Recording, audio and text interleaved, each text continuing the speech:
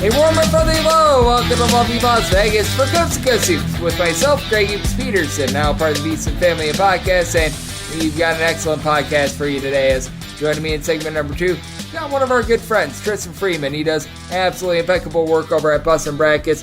He's going to be taking a look at these tournaments that we have been seeing, some of his takeaways that we have seen from the marquee ones. We're going to try to take a look at a few teams that are going to be playing for Saturday, but on top of that, need to ask him about the Duquesne Dukes out there in his area, how much things have been shifting just week in and week out with regards to college basketball as well, and what he's been noticing from the games the last few weeks. So we're going to be having that chat with our good friend Tristan in segment number 2. In the final segment, going to get you guys picks and analysis on every game on the betting board for this college basketball Saturday as we hit some bank shots. If you have a question, comment, segment idea, what have you for this podcast, you do have one of two ways to be able to this in. First one is my Twitter/X timeline at @unit_D1. Keep in mind, letters EM, name does not matter, so as per usual, please do send these into the timeline, and the other ways find an Apple Podcast review. If you rate this podcast 5 stars, it is very much appreciated. From there, you're able to fire in whatever you'd like to hear on this podcast via that 5-star review. Did not get in any Twitter/X questions today, but had a fun day of college basketball on Friday. Let's take a look back at it, try to find some trends, and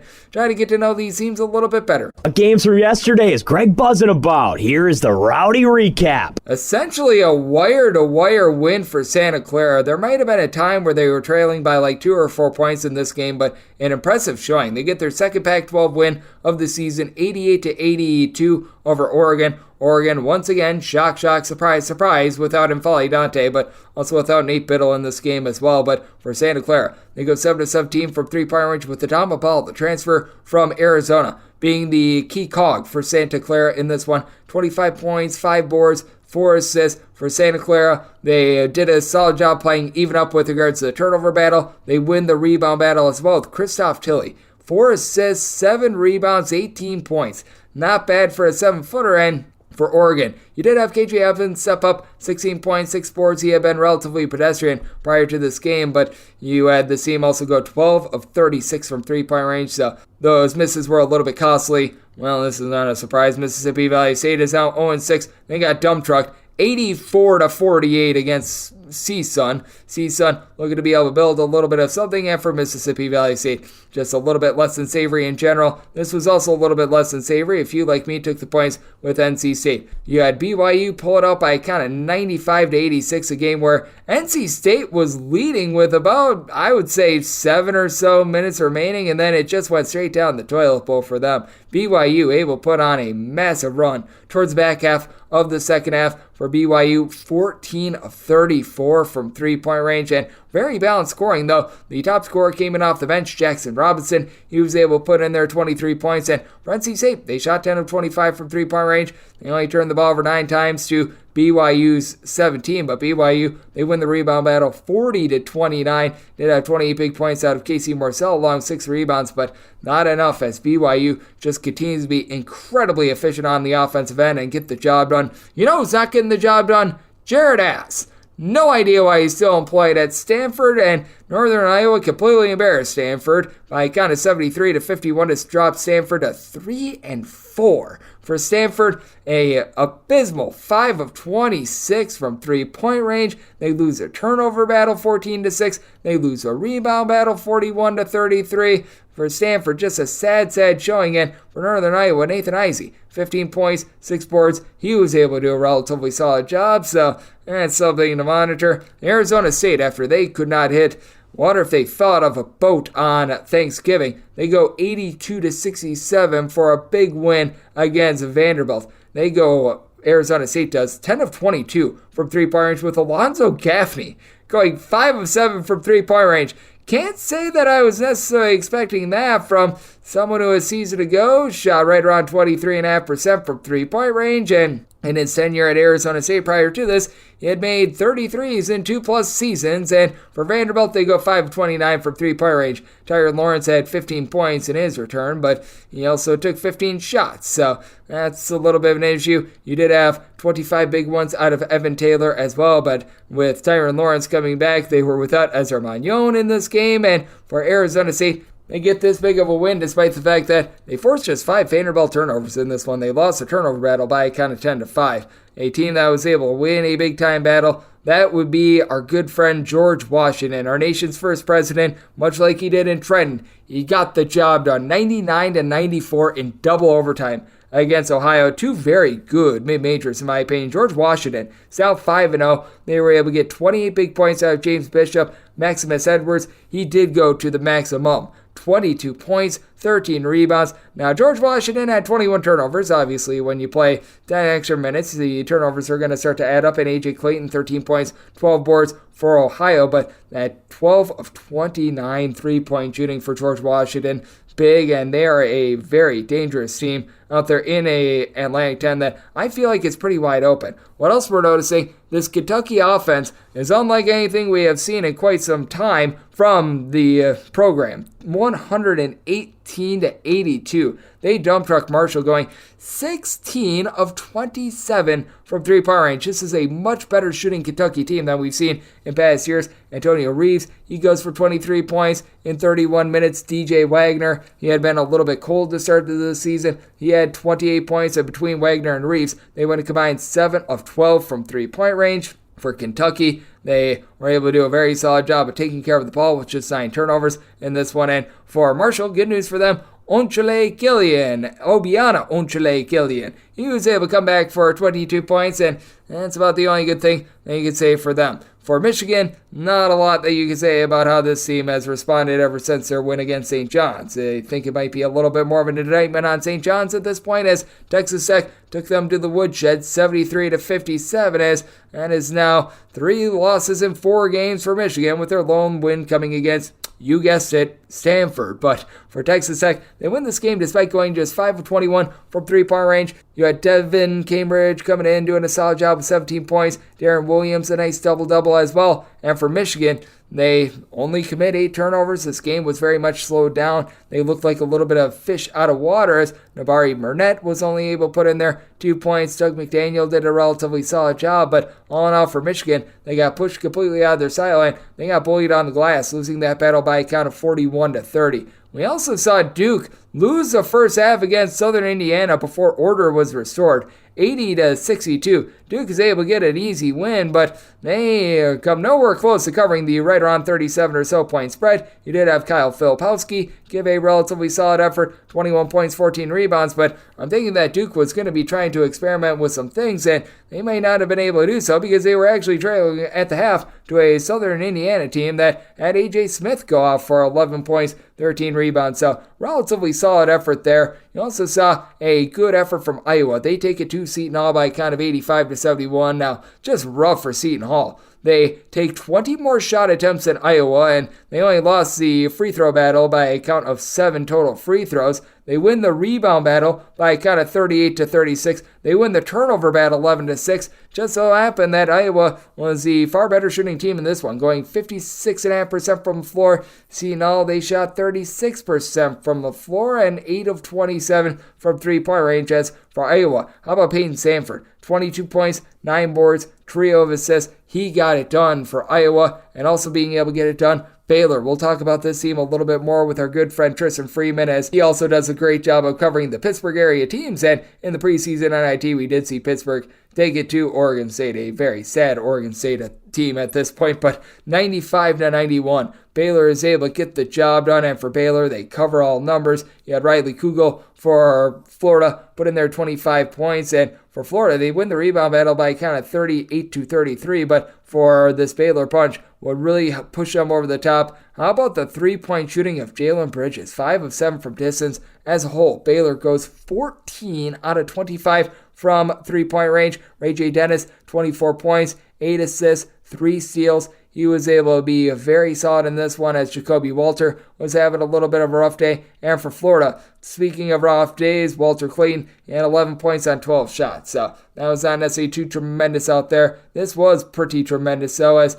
you were able to see St. Mary's get back online, 89-55. They completely dump truck Davidson. Question becomes, who's the real St. Mary's? They had scored 57 points or fewer in the previous 3 games. They go up for 89 in this one, and St. Mary's returns a lot of the same guys that led them to the NCAA tournament last season. Aidan Mahaney, he's their reliable scorer. He had 17 in this one. The real leading scorer was Alex Dusas. He had 23 points. came into this game averaging just 6 points per contest, and it was just a masterclass all around for St. Mary's, shooting 15 of 31 from three-point range. Another team that was pretty efficient. How about Canisius? They've been really rising up, and they've been a team that I've been liking backing. 76-67 in a pick'em game. They take down Wofford. Wofford loses a turnover battle by kind of 15-11, and Wofford entered into this game a bottom 5 team in the country in terms of points allowed on a per possession basis. So, oh, how the mighty have fallen there, and how Georgia was able to get Winthrop to fall 78-69. They get this one done, as for Winthrop, they go just 3 of 20 from three-point range. I feel like they played much better than what the scoreboard indicated, because Winthrop had just 7 turnovers in this game. They do lose a rebound battle, as Russell Chaywa for Georgia was able to log 8 rebounds to go along with 9 points, but you had Noah Thomason be the X factor. Coming in from Niagara, he had 24 big points, and that allowed Georgia to be able to get that win and cover. Also being able to get a win and cover. How about Houston? 79-54. They just cover these big spreads. Absolutely ridiculous what they were able to do in this one, as Jamal Shedd, he's not a guy that needs to go out there and score a lot to have an impact on the game. He did have 13 points, but 7 assists, 4 steals, all while committing just 1 turnover. He just always marvels with the way that he's able to play in for Montana.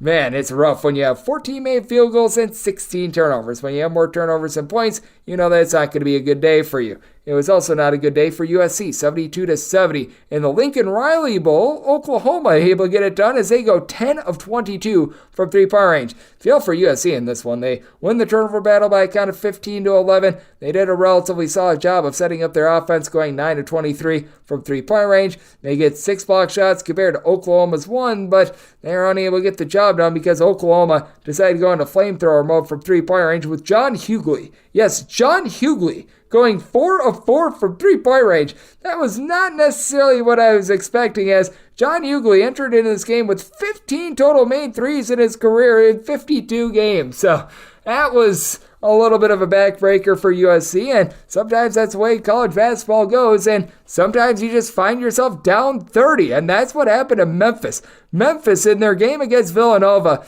got off to the opposite of a good start. They were down at one point, 48-17, became a little bit more respectable at the end, but Villanova takes care of business 79-63 in a game that, quite frankly, was not that close. Villanova, 13 of 35 from three-point range, every single one of their starters between 10 and 13 points. Very equal showings, and for Memphis, they were unable to get anything going early. They lose a turnover battle, they lose a rebound battle, and they were able to get 13 points out of David Jones, and that's about it. My DK Network ready to pick. We need to get online on these. I had Belmont, and Belmont, they were unable to get it going against Monmouth, 93-84. And for Monmouth, that's now wins over Belmont and West Virginia over the last few weeks after they were just absolutely horrible last season. Xander Rice, he was able to put in their 20 points, and you got 22 points of Nikita Kuznetsovsky. I have no idea how to say that. That's like 15 letters long. We tried our best, but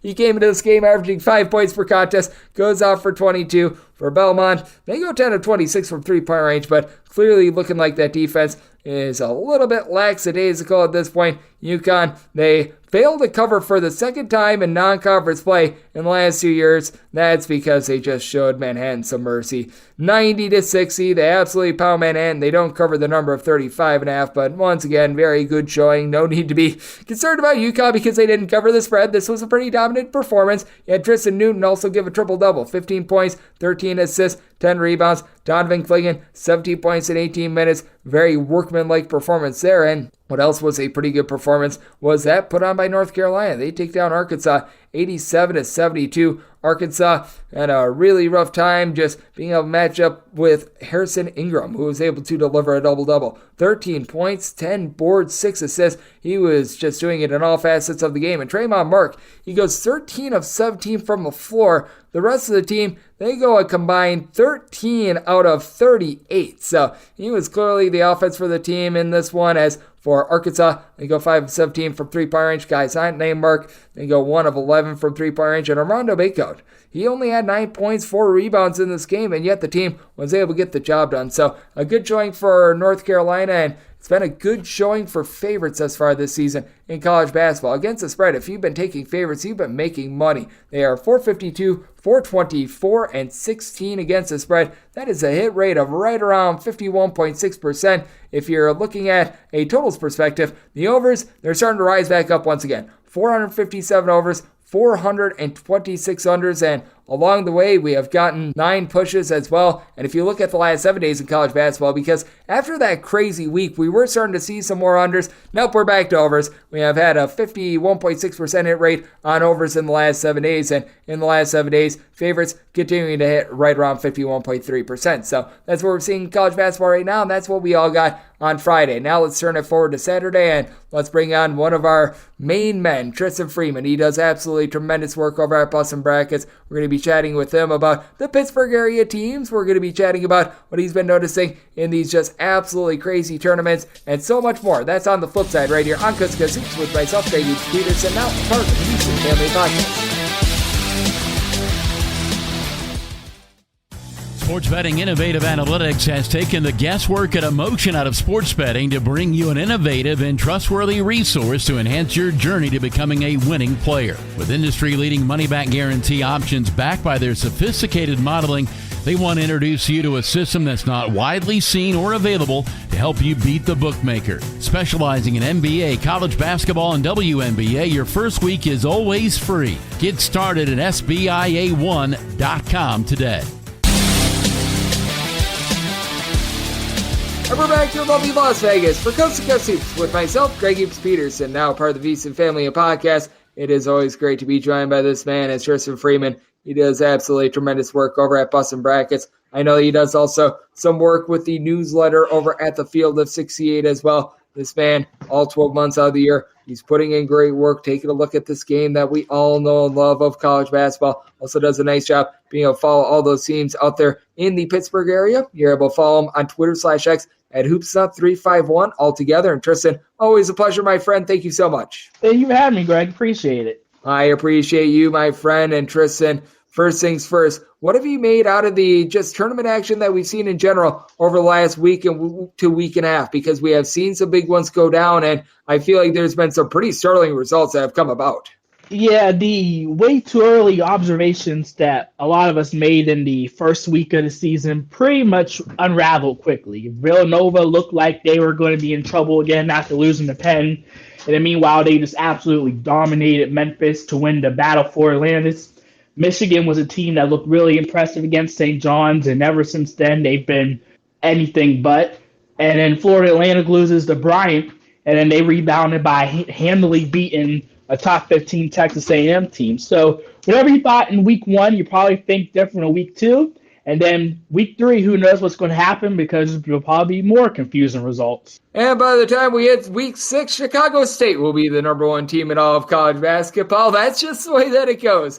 Sometimes it has been absolutely rambunctious, as we do have Tristan Freeman doing great work over at Boston Brackets here on Coast to Coast Hoops. And what have you made out of the Pittsburgh Panthers? Because that's really one of the main teams that you do cover in the area with Pittsburgh. They got the job done very handily at the Barclays Center against Oregon State on Friday, but we did see them have their first hiccup of the year against Florida. And with Pittsburgh, I like what I've seen in all their games since that Florida game, but I do have a little bit of a concern that their great numbers have been put up against, let's call it what it is, lesser competition. I think Pitt had a big chance to sort of get on the national radar against Florida in the NIT season tip-off, and they had a promising first half, but then once things unraveled, it unraveled big for them in the second half.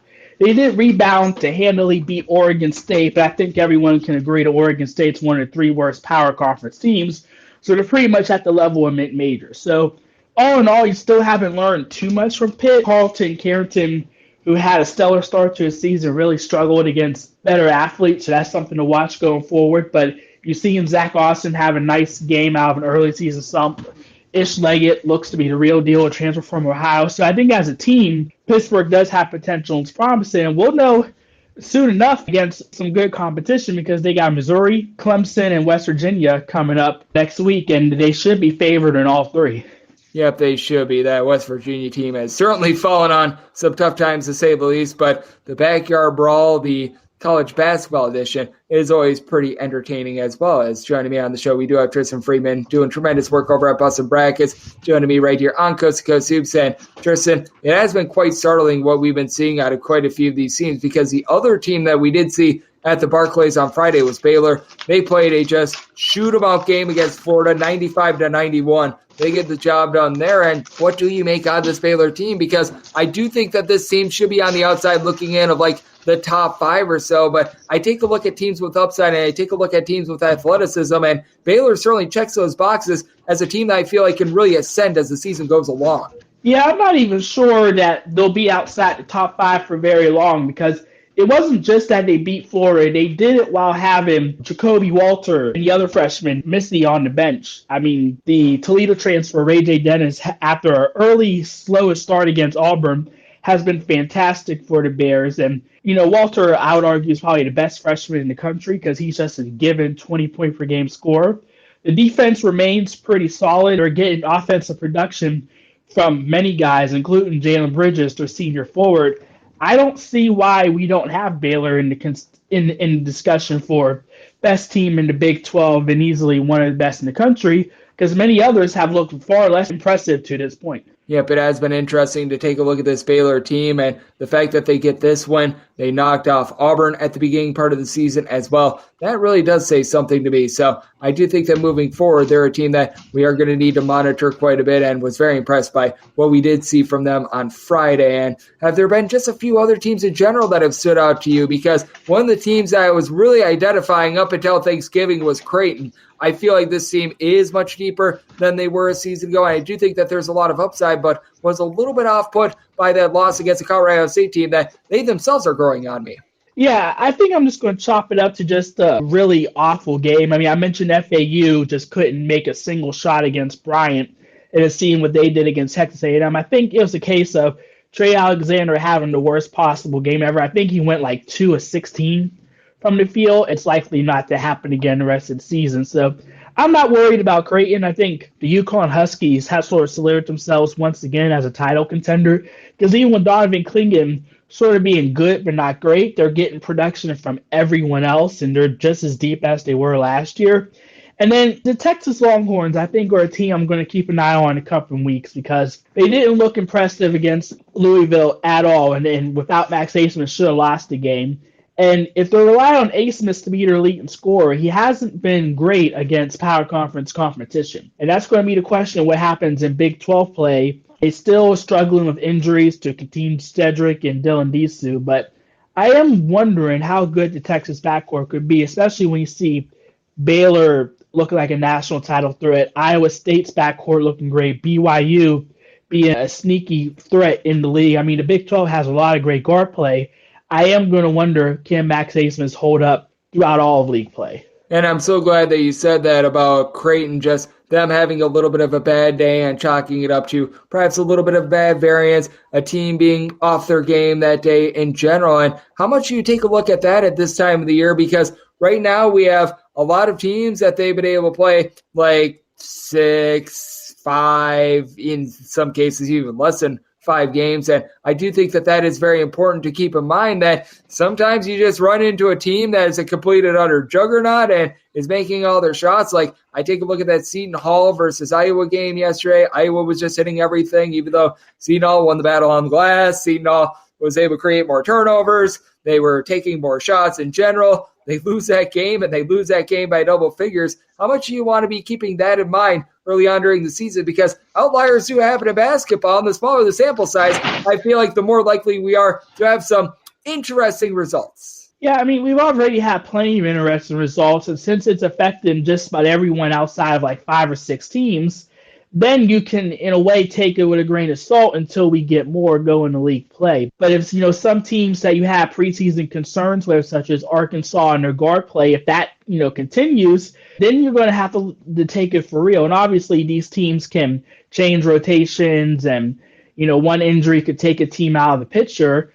But all you can do is just watch the games and try not to take too much from it, but also just, see if trends are emerging with some teams. If certain guys are becoming leading guys that could work for them, or if some teams having a balanced approach, Like Arizona's balanced approach seems to be working for them, and they can beat top 5 teams without Caleb Love going off. That's something to take note of when it comes to viewing them as a legit title contender. Yep, I do think that is so important to do, and it is important to just keep in mind as well how teams are winning as well by being able to just completely pound a team on the glass rather than having a team go like 15 of 22 from three-point range, hitting a bunch of fall-away jumpers and everything like that. That is probably not sustainable. I always do think that is so important to be mindful of as well. As joining me on the show, we do have Tristan Freeman, does absolutely amazing work over at Bustin' Brackets, joining me on Coast to Coast Hoops. Now, we are doing this on Friday evening when quite a few of these matchups are TBD. Just calling it what it is because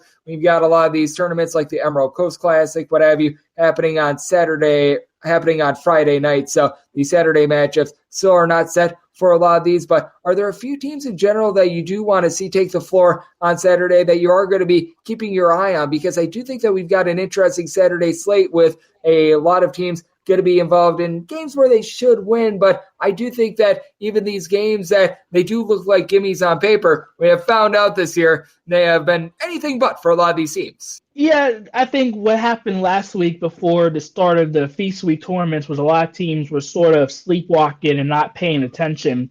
League play actually starts next week for teams like the Big Ten and Horizon League. I think one team to potentially watch for is Maryland, who has been really struggling. They take on a South Alabama team who in their own ways has struggled to open the year, but does have power conference level talent and could be sneaky. And then, Holy Cross already has taken out Georgetown, and they take on a St. John's team that's still trying to feel themselves. I wouldn't be surprised if that ends up being a closer game than expected, because I do think now that adrenaline from these tournaments is starting to fade, then you're entering the sort of sleepy portion in the month of December, and that's where quite a few upsets can happen. Yeah, we do see it in the month of December quite a bit. I still remember last year when Eastern Illinois took out Iowa as something like a 30 or so point underdog. That was something that did jump out to me, and something that does jump out to me is the way that San Diego State has been playing as well. I'm not sure if you've noticed this, but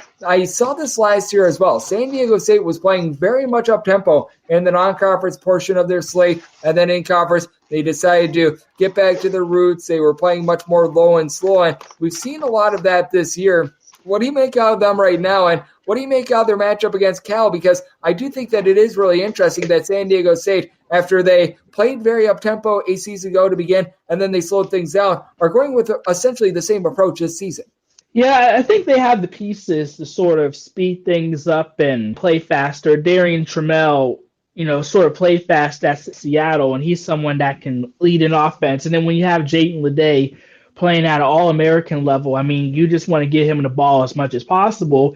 And for a Cal team that's depleted because they still have a few players injured, it's a good strategy to run against them because, Cal struggled in their own MTE, lost both games, and they're sort of reeling. If you're San Diego State, you don't want to limit possessions. You want to have as many as possible because from a talent perspective, they're better than Cal. Yep, they certainly are better than Cal, and Cal's been a team that I've been a little bit disappointed by. I'm not sure if you've had sort of the same reaction, but I was expecting a little bit more out of this Cal team, and just watching them in the SoCal Challenge, I just expected a little bit more from them. I was never huge on them because I didn't think that they had a ton of depth. I think it's one thing, and we can add St. John's to this conversation, to do well in the transfer portal. But then when you compare their overall roster to everyone else, can still feel like there's still holes and pieces missing.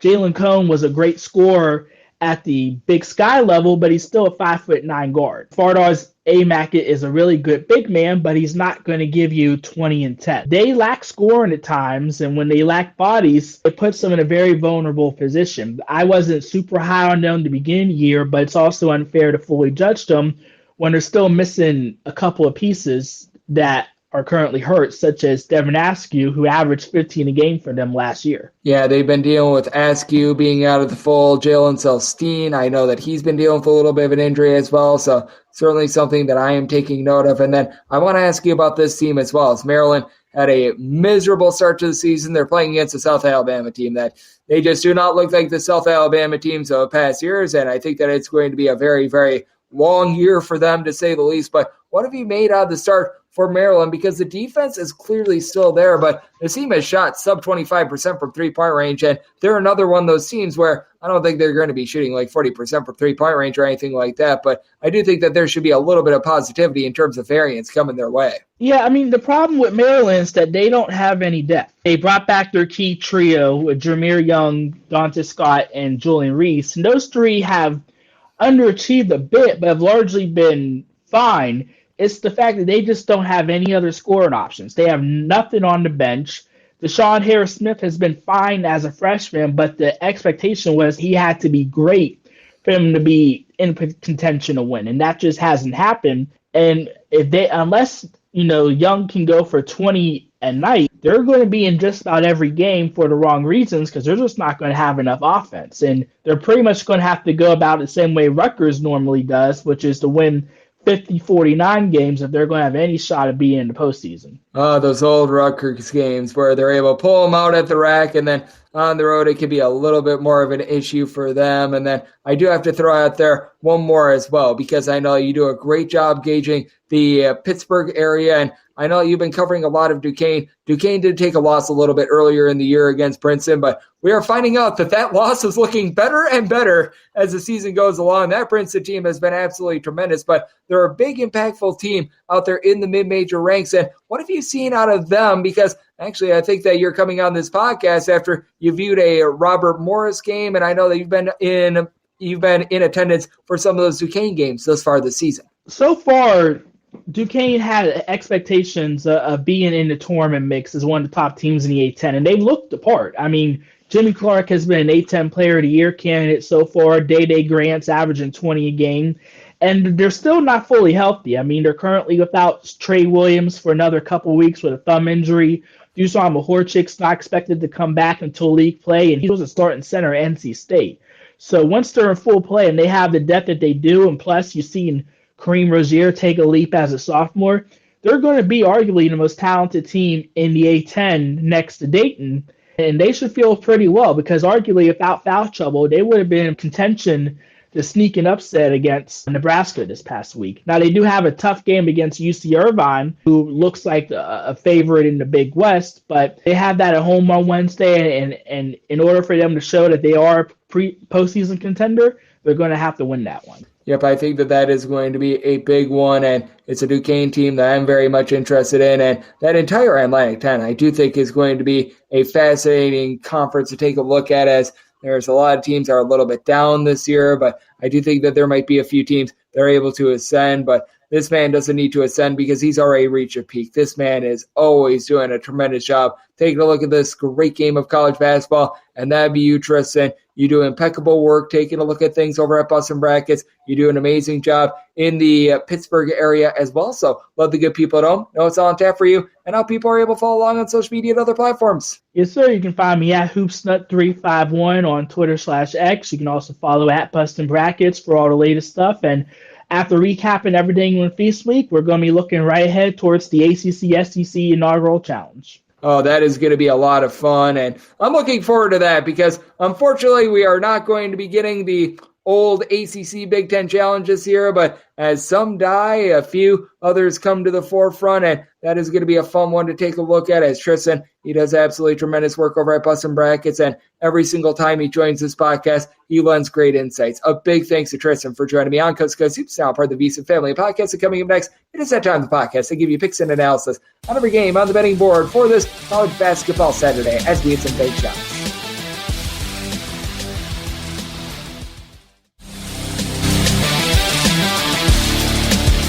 And we're back here in lovely Las Vegas for Coast to Coast Hoops with myself, Greg Hoops Peterson, now part of the VSiN family podcast. It's always great to be joined by Tristan Freeman. He does an amazing job over at Bustin' Brackets, taking a look at this game that we all know and love all 12 months out of the year. He does absolutely impeccable work taking a look at things out there in the Pittsburgh area, out there in the great state of Pennsylvania. Every single time he joins this podcast, he lends absolutely impeccable insights. So big thanks to him for joining me in the last segment. Now it is that time of the podcast. I give you picks and analysis on every game on the betting board for this college basketball Saturday as we hit some bank shots. Most financial establishments close at a certain time, but not here. It is time for a side and total on every game on today's betting board bank shots.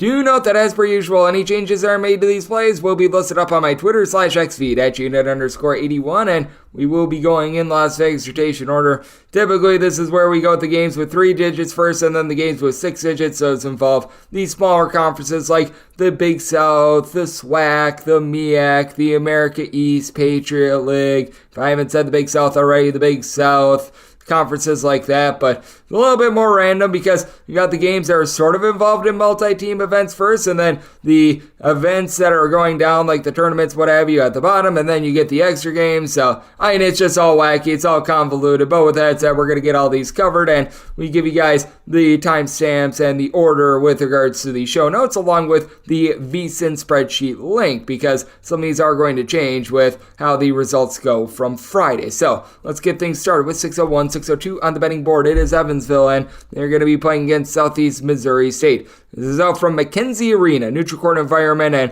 it is Evansville, a 6.5 point favorite, and your total on this game, it is 141.5, and this is such an interesting scenario because these two teams actually clashed a few days ago, and Southeast Missouri State did not fare very well in that game. They lost by a count of 76-57, and I'm schmuck enough to be able to take the points in this spot. I do think that Southeast Missouri State is going to learn from what happened in the previous game where Evansville shot north of 53% from the floor. Yeah, Southeast Missouri State go 4 of 13 from the free throw line, and this is a team that's trying to find its bearings without their top scorer from a season ago in Philip Russell, but they have been able to get some good production out of Adam Larson. He's a 6'9", little bit of a combo player from Fenimore, Wisconsin, and he throughout his career has been about a 39% three-point shooter, and I do think what is going to be big for Southeast Missouri State is being able to get a little bit more down low out of Kobe Clark. He hasn't played his full allotment of minutes because he was banged up towards back half of last season, so he's been a little bit more limited. Last year he was playing 30 minutes per contest.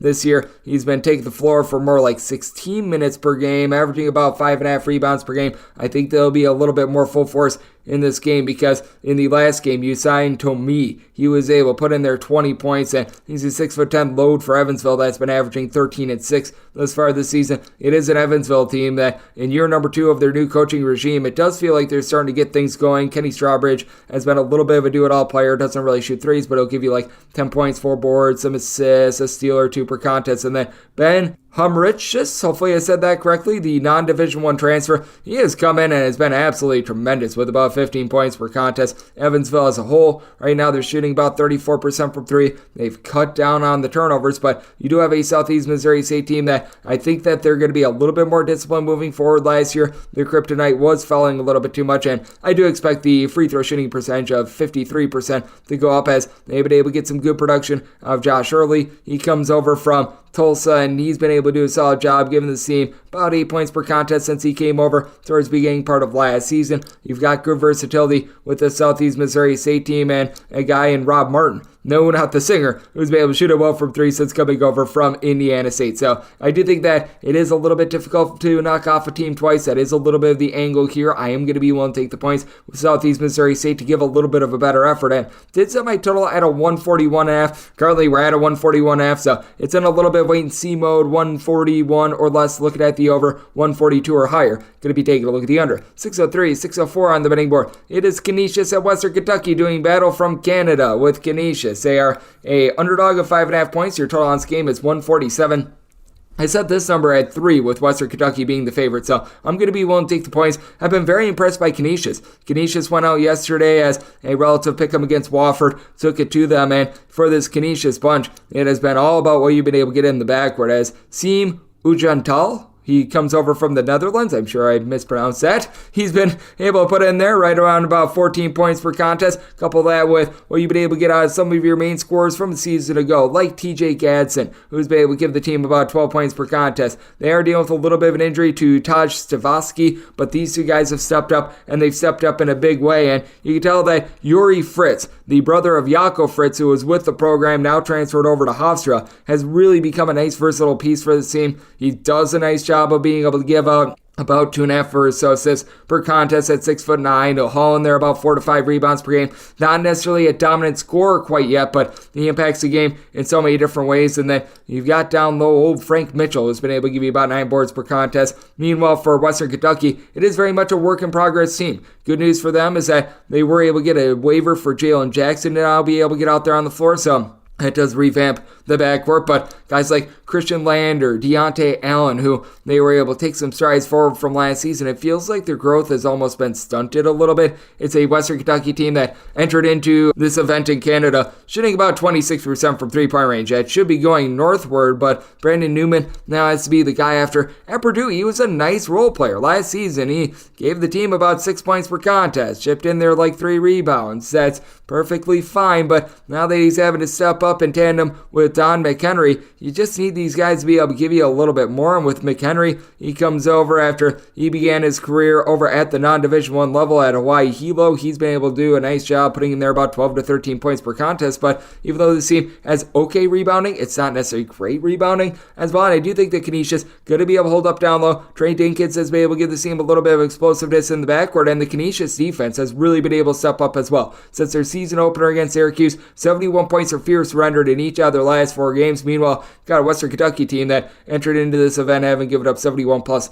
in each of their last 3. So, interesting spot here. I did set my total 151. Canisius naturally wants to play up tempo under the tutelage of Steve Lutz. I do think that you're going to see Western Kentucky crank it up as well. So, looking at the over and the points with Canisius, 605, 606 on the betting board. Princeton is going to be playing us to Northeastern. Northeastern is an underdog of 13 to 13.5 points. 6 straight 14 out there as well. And your total on this game, you're going to be getting it at a 138. And with Princeton, I set them as 16.5 point favorites. I'm going to be willing to lay it. Northeastern, relatively good showing a few days ago, being able to get a win against East Carolina, but that was a wounded East Carolina team for one, and two, that team that I think is revealing itself to not necessarily be that great. And for this Princeton team, they have been just going through teams like a hot knife through butter. The way that they have been able to rack up these big wins has been absolutely remarkable, and pretty much all these games have been road and neutral court games as well. They lead off the year knocking off Rutgers, and then they go on the road and they knock off Monmouth, Duquesne, Hofstra, Old Dominion. That's one of the best resumes in all of college basketball. And for Princeton, you've been able to have Matt Aloko go Aloko, 17 points, 4.5 boards, 2.5 assists, and it doesn't even feel like Princeton is getting a lot of fortune in general. They've just played very efficiently. They're right now in the bottom 40 in terms of total possessions per game, but they make the most of their possessions, only about 11.5 turnovers per game. They shoot 80% the free throw line, 37% from three-point range. This team is proving that their run in the NCAA tournament last season was no fluke, and even though they lose Tucson of Volman, they've been able to have down low a guy rack up 11 plus rebounds per game, and Caden Pierce, who was a big part of that team from a season ago. You've also been having Blake Peters be able to chip in there right around 10.5 points per contest after he was a designated shooter a season ago. Pretty much everything except for Avauman and Ryan Langford. They're back from a season ago and they're better than ever. Meanwhile, for Northeastern, you do have Connor Doherty down low. He's been able to give the team right around 11.5 points, 8.5 boards. Chris Doherty, I should say. I think I called him Connor. Sorry about that, our good friend Chris, but he's been in college for 100 billion years and just has never really been able to ascend, and there's just not a lot around him in the backcourt to be able to help. Northeastern is playing at a low tempo, and they've been turning the ball over right around 14 times per contest. Joe Pridgeon, he's looking to tap into what he was able to do when he was in the Patriot League during the 2019-20 season. As a true freshman, 17.5 points, 7 boards, shot 43% from 3. Ever since then, just a plethora of injuries have really costed him really his career, and other than Doherty, you don't have anything down low for Northeastern, so Princeton should be able to win the battle on the glass. This Northeastern team has had a really tough time guarding the arc in general, and it's a Northeastern team that, despite the fact that they play very slowly with their tempo, they have given up at least 76 points in every one of their games since their season opening win against Boston U. The defense has been absolutely atrocious. Now, I did set my total at a 138.5. Wouldn't want to go much more than over 138, but Princeton, despite the fact that they play slow, 70 plus points in each of their last 4 games, they're slow but efficient, and Northeastern, they're slow and very inefficient on defense, and I think that Princeton takes it to Northeastern. I am willing to lay up to 16 with Princeton, and here at 138, going to be looking at the over. 607, 608 on the betting board. East Carolina's on the road facing off against George Mason. Old George finds himself as an underdog between 6 and 7 points, and your total, that is 143.5. I said George Mason has a 7.5 point favorite. Not willing to go anything north of 7, but I am going to be willing to lay 7. with East Carolina. This team does get back Brandon Johnson, and they should be better for it. Brandon Johnson, a nice little bit of a 6'7", 6'8" combo player that a season ago was able to pop some threes. He's averaging 15.5 points, 7.5 boards, was dealing with an illness about a week or so ago. Getting him back out there on the floor is big, but East Carolina, they actually do a halfway decent job with their offense, especially R.J. Felton. He's been able to put in there north of 20 points per contest. He does a solid job giving you about 7.5 rebounds per game. You've had Azar Usar be able to chip in there right around 14.5 points per game as well. So you've got plenty of scoring for East Carolina. It's not like they play at some sort of a breakneck pace. They've got someone in Bobby Pettiford. He comes in from Kansas, a former top 200 recruit who's been able to give you about 4.5 assists per game, not giving you a lot of scoring, but he's able to throw out the ball. But this team is 259th in the country in terms of points allowed on a per possession basis. And this George Mason team under one Tony Skinn has been able to do a good job of being able to put the clamps down on defense. For George Mason, they've done a good job of mixing and matching via the transfer portal. They're a top 75 team in terms of points allowed on a per possession basis with the UNLV transfer in Keyshawn Hall. Chipping in there 18 points, 11 boards. And you've got a lot of do-it-all players like Ronald Polite, who a season ago is one of the main holdovers from last year's team. 11.5 points, 4 assists, shot in the mid-30s from three-point range.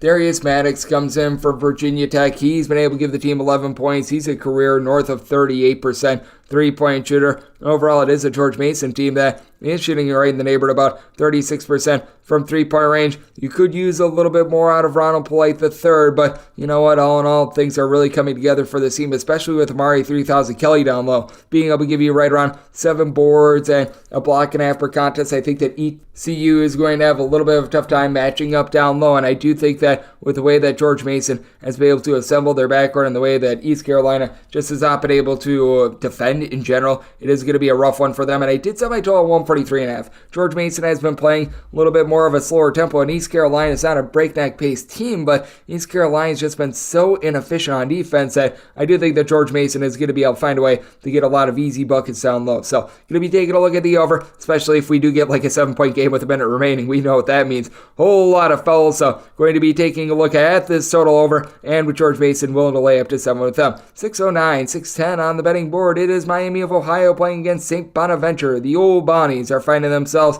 as a favorite of 12 to 12.5 points. Your totals between 139.5 and 140.5. With St. Bonaventure, could only set them as an 11-point favorite. I'm going to be willing to take the points. Now with St. Bonaventure, I do think that this team's experience is going to allow them to be very successful moving forward. Jan Farrell is now known as Isan, really tough to say last name. He's got a lot of versatility. Last year was shooting in the mid-30s from three-point range. That's taken a little bit of a fall off, but you just take a look at this entire St. Bonaventure team, and you've got a lot of guys that have a lot of experience, and I do think that they should be able to step up in a big way, like a Micah Adams-Woods, who comes in from Cincinnati, where he was never really that true go-to scorer or anything like that, but was always a guy that would give you like 8, 9 points per contest. Charles Pride, he's been around the block. He was over at Bryant for the longest of times. He was able to do a solid job being able to give the team 15 plus points per contest. Gerald Banks III, he was a part of that Elite 8 team of St. Peter's. He's able to give you about 7.5 points per contest. This is a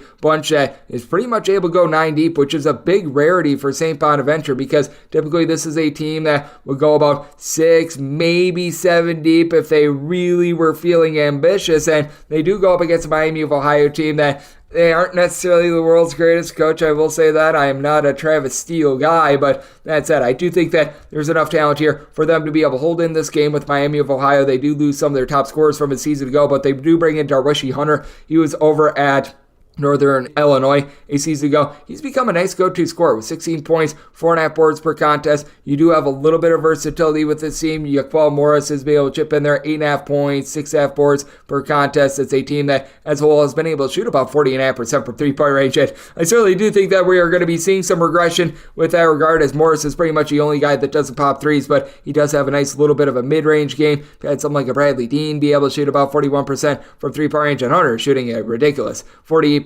from three-point range. But I do think that for this Miami of Ohio team, they're doing a little bit of a better job on defense than they did a season ago, as they are forcing right around 16 turnovers per game. Once again, I do think that there's going to be a little bit of a fall-off with that regard, but that is something that you do like to see, and this is certainly a Miami of Ohio team that is looking to maximize their three-point shooting, as They're taking pretty much 20 out of their 47 shots per game from three-point range, so this is a team that is very much looking to maximize on that three-point shooting. It is a St. Bonaventure team that has been a little bit touch and go with regards to the three-point shooting defense. St. Bonaventure has been able to do a relatively solid job on the glass as well, so I do take a look in this instance, and I do think that this is a matchup in which Miami of Ohio should be able to hold in there. Now, I do think that the three-point shooting percentage is not going to be continuing to be quite as hot as we have seen for Miami of Ohio this far this season, but with Miami of Ohio not going up against a team in St. Bonaventure that really, other than Chad Venning, has a whole bunch of size, I do think that that'll allow them to be able to hold in this game. And with St. Bonaventure,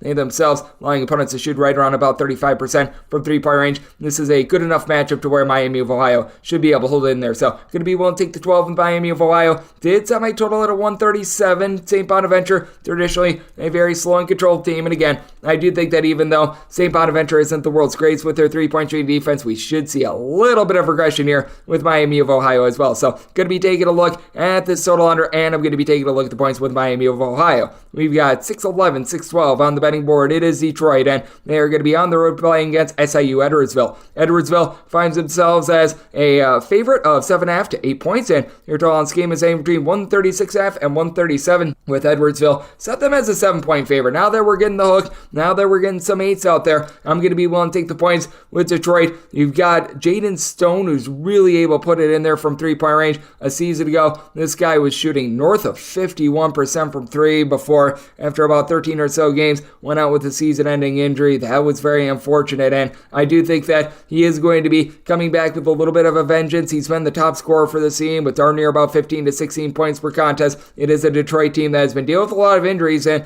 they are 0-5 with a lot of random results, as they've been closer in 2 of their last 3 games. They have lost by 4 points or fewer. One of those was a road game against Ole Miss. They got just completely pounded by Toledo and Cincinnati to begin the season, but obviously some very good teams going up against an Edwardsville team that all of a sudden has become one of the slowest teams in all of college basketball in terms of possessions per game. You've got the Wright brothers and Shamar and Lamar Wright. Shamar has really become the primary scorer for this team, 18 points per contest. He's letting it fly at about a 35% clip from three-point range. Lamar is actually shooting 38% from three, but he does a little bit more down low. This year, only about 4 boards per contest, but you saw him last season be able to have good versatility, shoot right around 40% from distance, and then the combo of Rayshon Taylor and DeMarco Minor has been major. Minor, he's able to give you 10.5 rebounds per game, 11.5 points per contest, and Rayshon Taylor, it's just been a bucket getter for the team, shooting 47% from three-point range. You do have a pair of teams that they do shoot quite well from three. Detroit, they're currently cold with their three-point shooting about 30.5% per three, other than Jaden Stone. These guys do need to find their footing, but other than what you're able to get out of Minor, you don't have a lot of rebounding for SIU Edwardsville. Nobody else is really giving you north of 4.5 rebounds per game, and I think that that's where Eduardo Del Cadilla is going to be able to take hold. 10 points, 6.5 rebounds per game. Well-traveled gentleman that did begin his career over at UNLV along with Nichols. I think that he's going to be able to make a little bit of an impact down low. Otan Jankovic, he's been dealing with a little bit of injury, so got to expect him to be out of the fold. And Donovan Totley has been in and out as well for this Detroit team, but he returned in their last game against Eastern Michigan, was on a little bit of a minutes restriction, but if he's able to regain that form that he had at Chattanooga during the 2018-19 season where he had 11 points per contest, he was able to dole out 3 assists per contest, and he should be good to go for this one. That'll be a real game changer for Detroit, and I do think that he's an impact player. So I did set this line at 7. I'm going to be willing to take 8, and with regards to this total, I set mine at a 139. I do think that you have a pair of teams that are going to be able to do just enough from three-point range to be able to get this total over, and I do think that adding back into the fold totally is going to be able to help out this Detroit team. So looking at the points and going to be taking a look at the over. 6-13, 6-14 on the betting board. UW Milwaukee is playing against Southern Miss. Southern Miss is an underdog of 2.5 to 3.5 points, and your total on this game, it is between 142.5 and 143.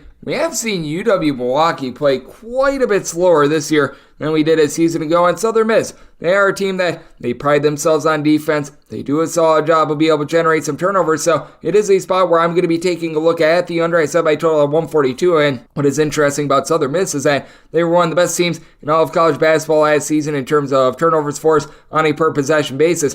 Meanwhile, you've got a UW Milwaukee team that, in terms of fewest turnovers on a per-possession basis, they're really number 1 in all of college basketball, only about 9.3 turnovers per game. Now, it's been exclusively through B.J. Freeman this year for UW Milwaukee. 20 points, 6 boards, 3 assists, 2 steals per contest. He leads the team in every single one of those categories as of right now, and the only thing he doesn't lead the team in is blocks. Heck, he's shooting 40.5% from three-point range. That leads all guys that have taken at least 5 threes this far this season. He has been absolutely amazing, and for the rest of the team, you don't have a single guy giving you north of 7 points per contest. Kentrell Pullian, along with the Texas A&M transfer and Eric Pratt, have both been able to give you 7 points per game, and I do think that does leave UW Milwaukee vulnerable in this spot, and I think that will be a big thing that Southern Miss looks to take advantage of. I did, as a result, make Southern Miss a favorite. I'm going to be taking a look at them outright on the money line. You can tell that this team does miss a few of those guys like Felipe Haas and Vitaly Alvarez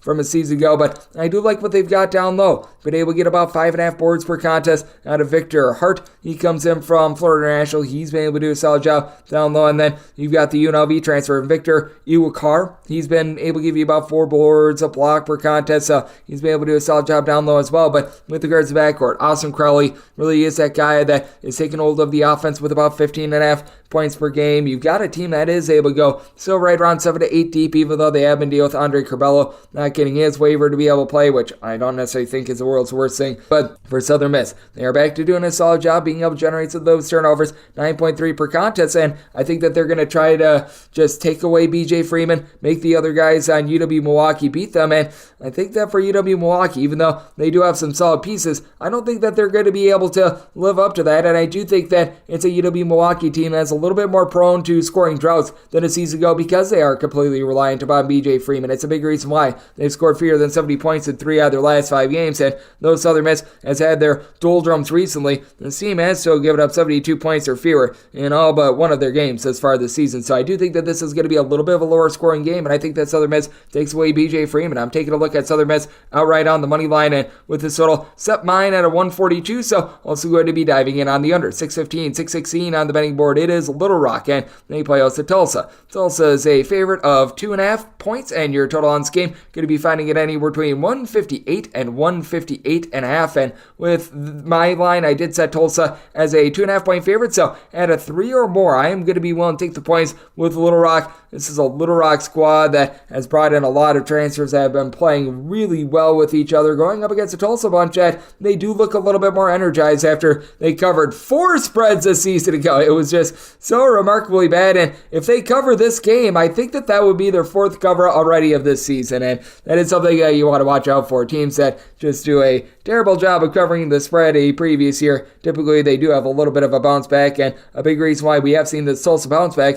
is because of Isaiah Barnes. He has come in, been able to give this team 10.5 points, 5.5 boards, was a complete afterthought at Michigan, and he's been able to lend some versatility, and for Eric Conkle, he has brought in a lot of his own guys. We have not seen thus far this season Keston Willis, but Kobe Williams, who was one of the top players over at Louisiana Tech while he was over there, has come in and he's made an instant impact, right around 15 points, 3.5 assists per contest, shooting in the high 30s from 3-point range. Meanwhile, with this Little Rock team, you do have a few guys who are still looking to mix and match, but they've been able to get a lot recently out of Kalen Robinson, a former top 150 recruit. He began his career over at Texas A&M and Arkansas. He's really been able to make a big impact, giving you a bit of everything with 19 points, 5.5 boards, 5.5 assists, and then you've got Deontani Gordon, who's back from a season ago. He chips in there right around 5.5 rebounds per game, and Jameer Chaplin, who is over at South Florida last few seasons, certainly not a guy that's going to go out there and light it up from 3-point range or anything like that. I think he's a career 25%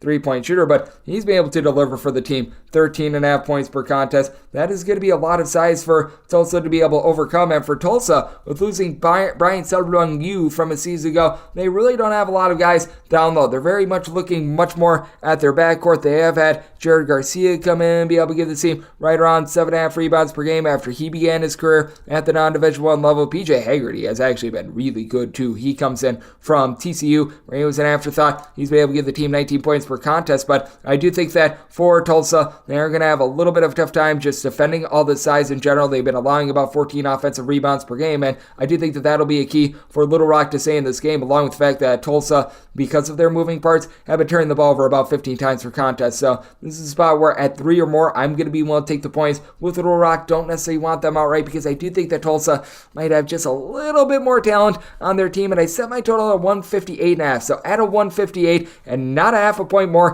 going to be taking a look at the over, and I'm going to be willing to take a shot on Little Rock at 3 or more. 617, 618 on the betting board. It is North Carolina A&T, and they are going to be on the road playing against Samford. Samford is a 23.5 point favorite, and your total on this game, it is 157. I feel like this number has just gotten out of whack. I set Samford as a 16.5 point favorite. Still do have my question marks with the Samford team down low. You've got Jermaine Marshall a season ago, was able to give you a double-figure amount of points, 6 rebounds per contest, and I certainly do think that he's going to be an impact guy moving forward, but you've got just a lot of mixing and matching after that. Anchor, which that's an actual name of an actual player. He's been able to give the team right around about 6.5 boards per contest down low. Jared Hicks, he comes in from Alabama A&M, where he was able to do a nice job being able to give the team about 13 or so points per contest, and he hasn't made that sort of an impact thus far this season. Now, what the Samford team is going to do is they're going to force a lot of turnovers. They've been getting about 18 per contest, and that is making life miserable on their opponents. But if their threes aren't falling, and if they aren't necessarily able to generate a bunch of turnovers,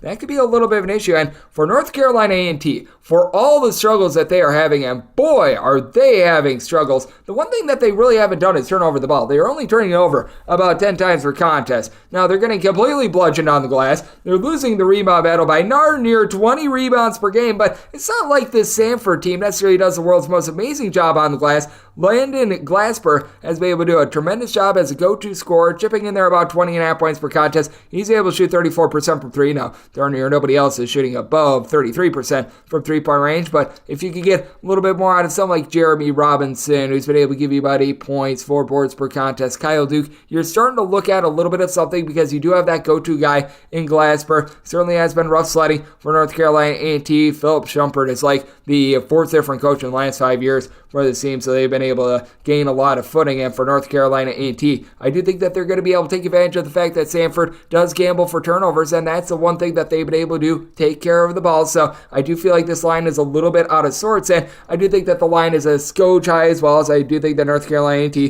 going to continue to have some issues being able to shoot in general. I did set my total more around a 154.5, and I do think that A&T going to look to slow it down just a little bit with efficiency to be able to hold in this game. So going to be willing to take the 23.5 with A&T, and with this total, set mine at a 154.5, so also diving in on the under. 619, 620 is a DK Network right up pick. Let's look to get online with these, as St. Thomas is going to be on the road playing against UW Green Bay. Green Bay is a underdog of 3.5 points, and your total is between 125 and seeing as high as a 126.5. With St. Thomas, I set them as an 8-point favorite. I'm going to be willing to lay the number with the St. Thomas team. They go up against a Green Bay bunch that is not going to try to push them out of their tempo. What has been so important for St. Thomas having success at the Division I level, as they went straight from the D3 level up to Division I and have had great success with it, is being able to play a slow and controlled style and not turning the ball over. They have ranked in the top 10 in terms of fewest turnovers on a per possession basis in their first 2 years at the Division I level.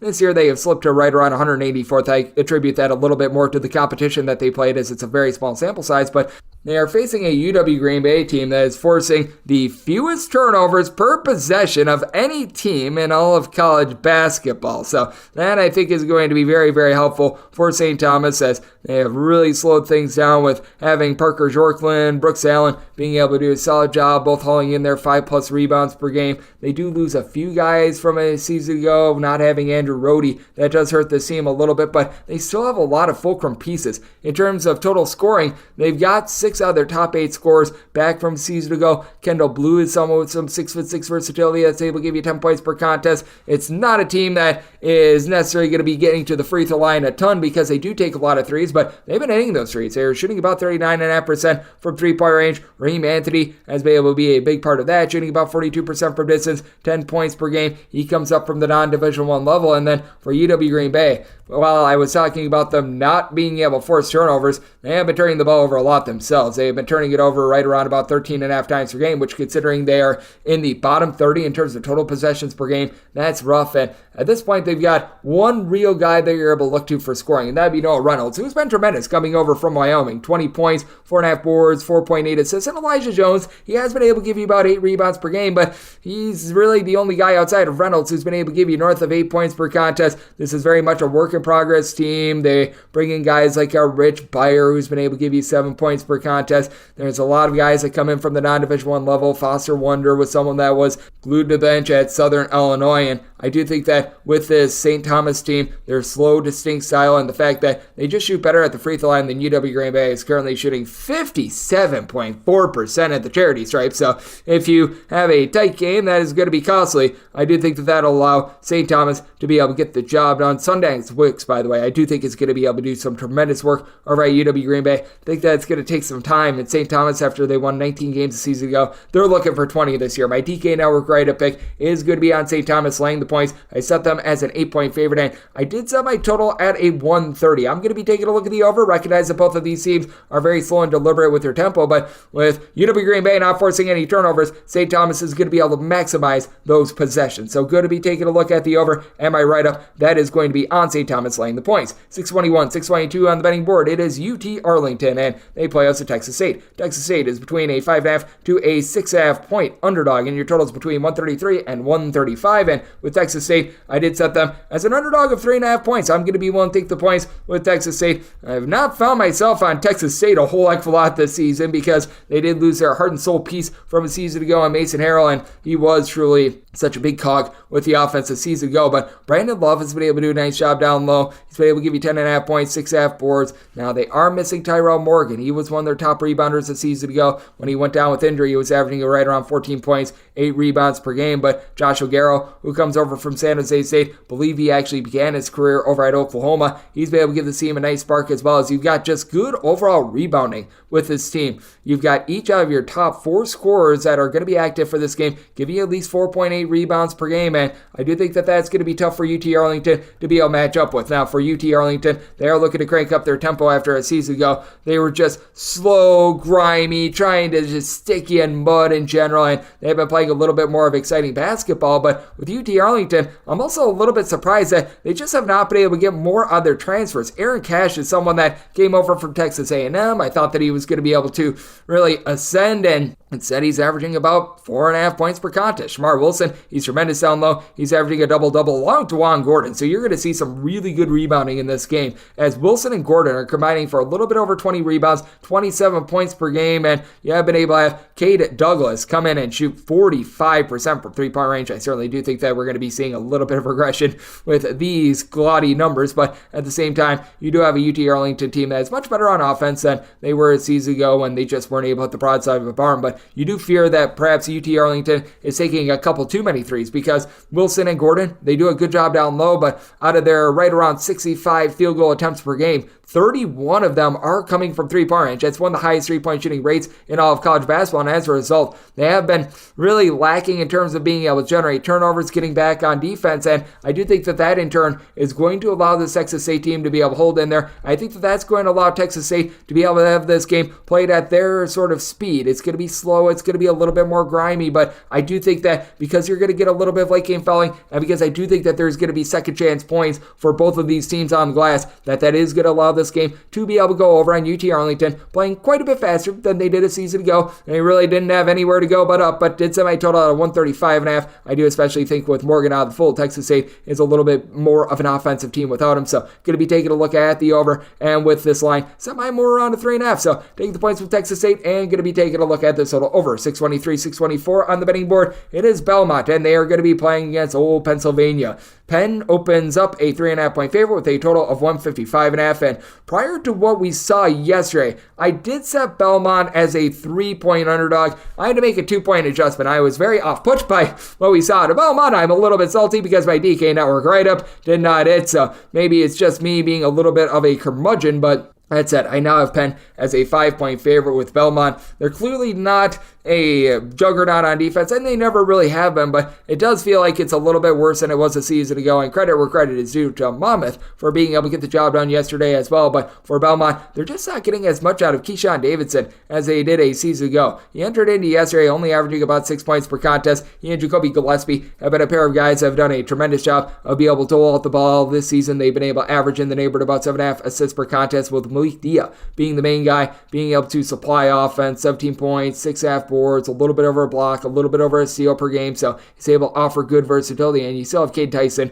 He entered into yesterday averaging 14 points per contest, pretty much on par with last year. Last year, though, did shoot north of 40% from three as a little bit of a 6'7" combo player, but what you're noticing with this team as well is that they just don't necessarily have a ton down low, and I do think that that's going to be quite a bit of a kryptonite against a Penn team that, while they are looking to find their footing with Jordan Dingle being out full, they do have guys that are able to give you some very solid play on the glass. Nick Spinoso, about 7 boards, 6.5 points per game. Love what he's able to bring to the table. Now, Clark Slazier is really that main guy that is able to step up. He's been able to give you about 18 points per game. When you need a bucket, you go to him. But if you're able to get a little bit more out of someone like a Sam Brown, who had been out for the first few games of the season, makes the season debut against Maryland Eastern Shore, he chips in there 17 points. That could be big for this team as well. And then on the flip side, you've got Cam Thrower. What an appropriate name for a guard. 9 points, 5 boards, 2.5 assists. He's got good versatility, and what I like about Penn is that even though they do lose their main guy from Jordan Dingle a season ago, they're replacing him with a whole bunch of guys. They're not saying, you know what, Clark, we need you to now score 20 plus points per contest or anything like that. They're doing it by committee, and that's the best way to be able to go about it, and they're going up against a Belmont team that just has not been able to hold up on defense. This is still a very rock-solid Belmont offensive team, but with regards to what they're able to do on the defensive end, certainly leaving something to be desired. Now, I did set my total at a 153. I do think that Belmont is going to be a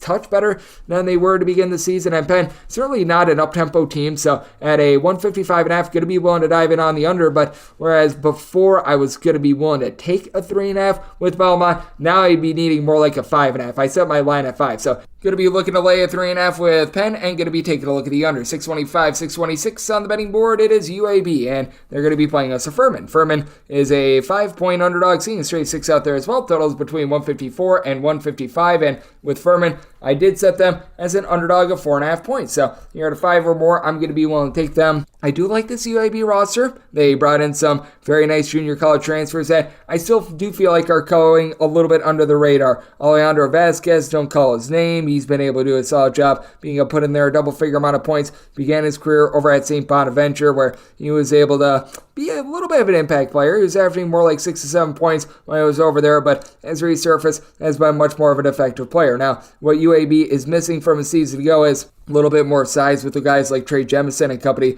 They were able to do a solid job down low, but they were able to get right around 8 boards, 11.5 points per game out of Javion Davis. Davis has come in and has been able to do a solid job of shoring things up there, but he is a little bit more versatile, not necessarily shooting great from three-point range. And UAB as a whole, I mean, it's an entire team shooting about 26% from three-point range. That should be going northward. Eric Gaines has been able to give you about 16 points, 3 steals per game, as UAB, one of their hallmarks, was generating turnovers a season ago. But I do think that Furman is going to be able to do a solid job of matching up with this team, as Furman, they've had a tough time holding onto the ball themselves with right around 14 turnovers per game, but they're generating nearly 10 steals per game. It is a bit of a new look team with Carter Witt having the ball in his hands quite a bit more, but the duo of J.P. Piggs and Marcus Foster, these two guys will be able to combine for about 42 points per contest. Piggs is shooting about 40% from three-point range. It has come with a few turnovers, but these guys have been very sure-handed. You've been able to get a little bit more production as well down low, as you've been able to get about 3.5 boards per game out of Cooper Bowser. He's coming as a true freshman at 6'11", and I think that he could be an impact guy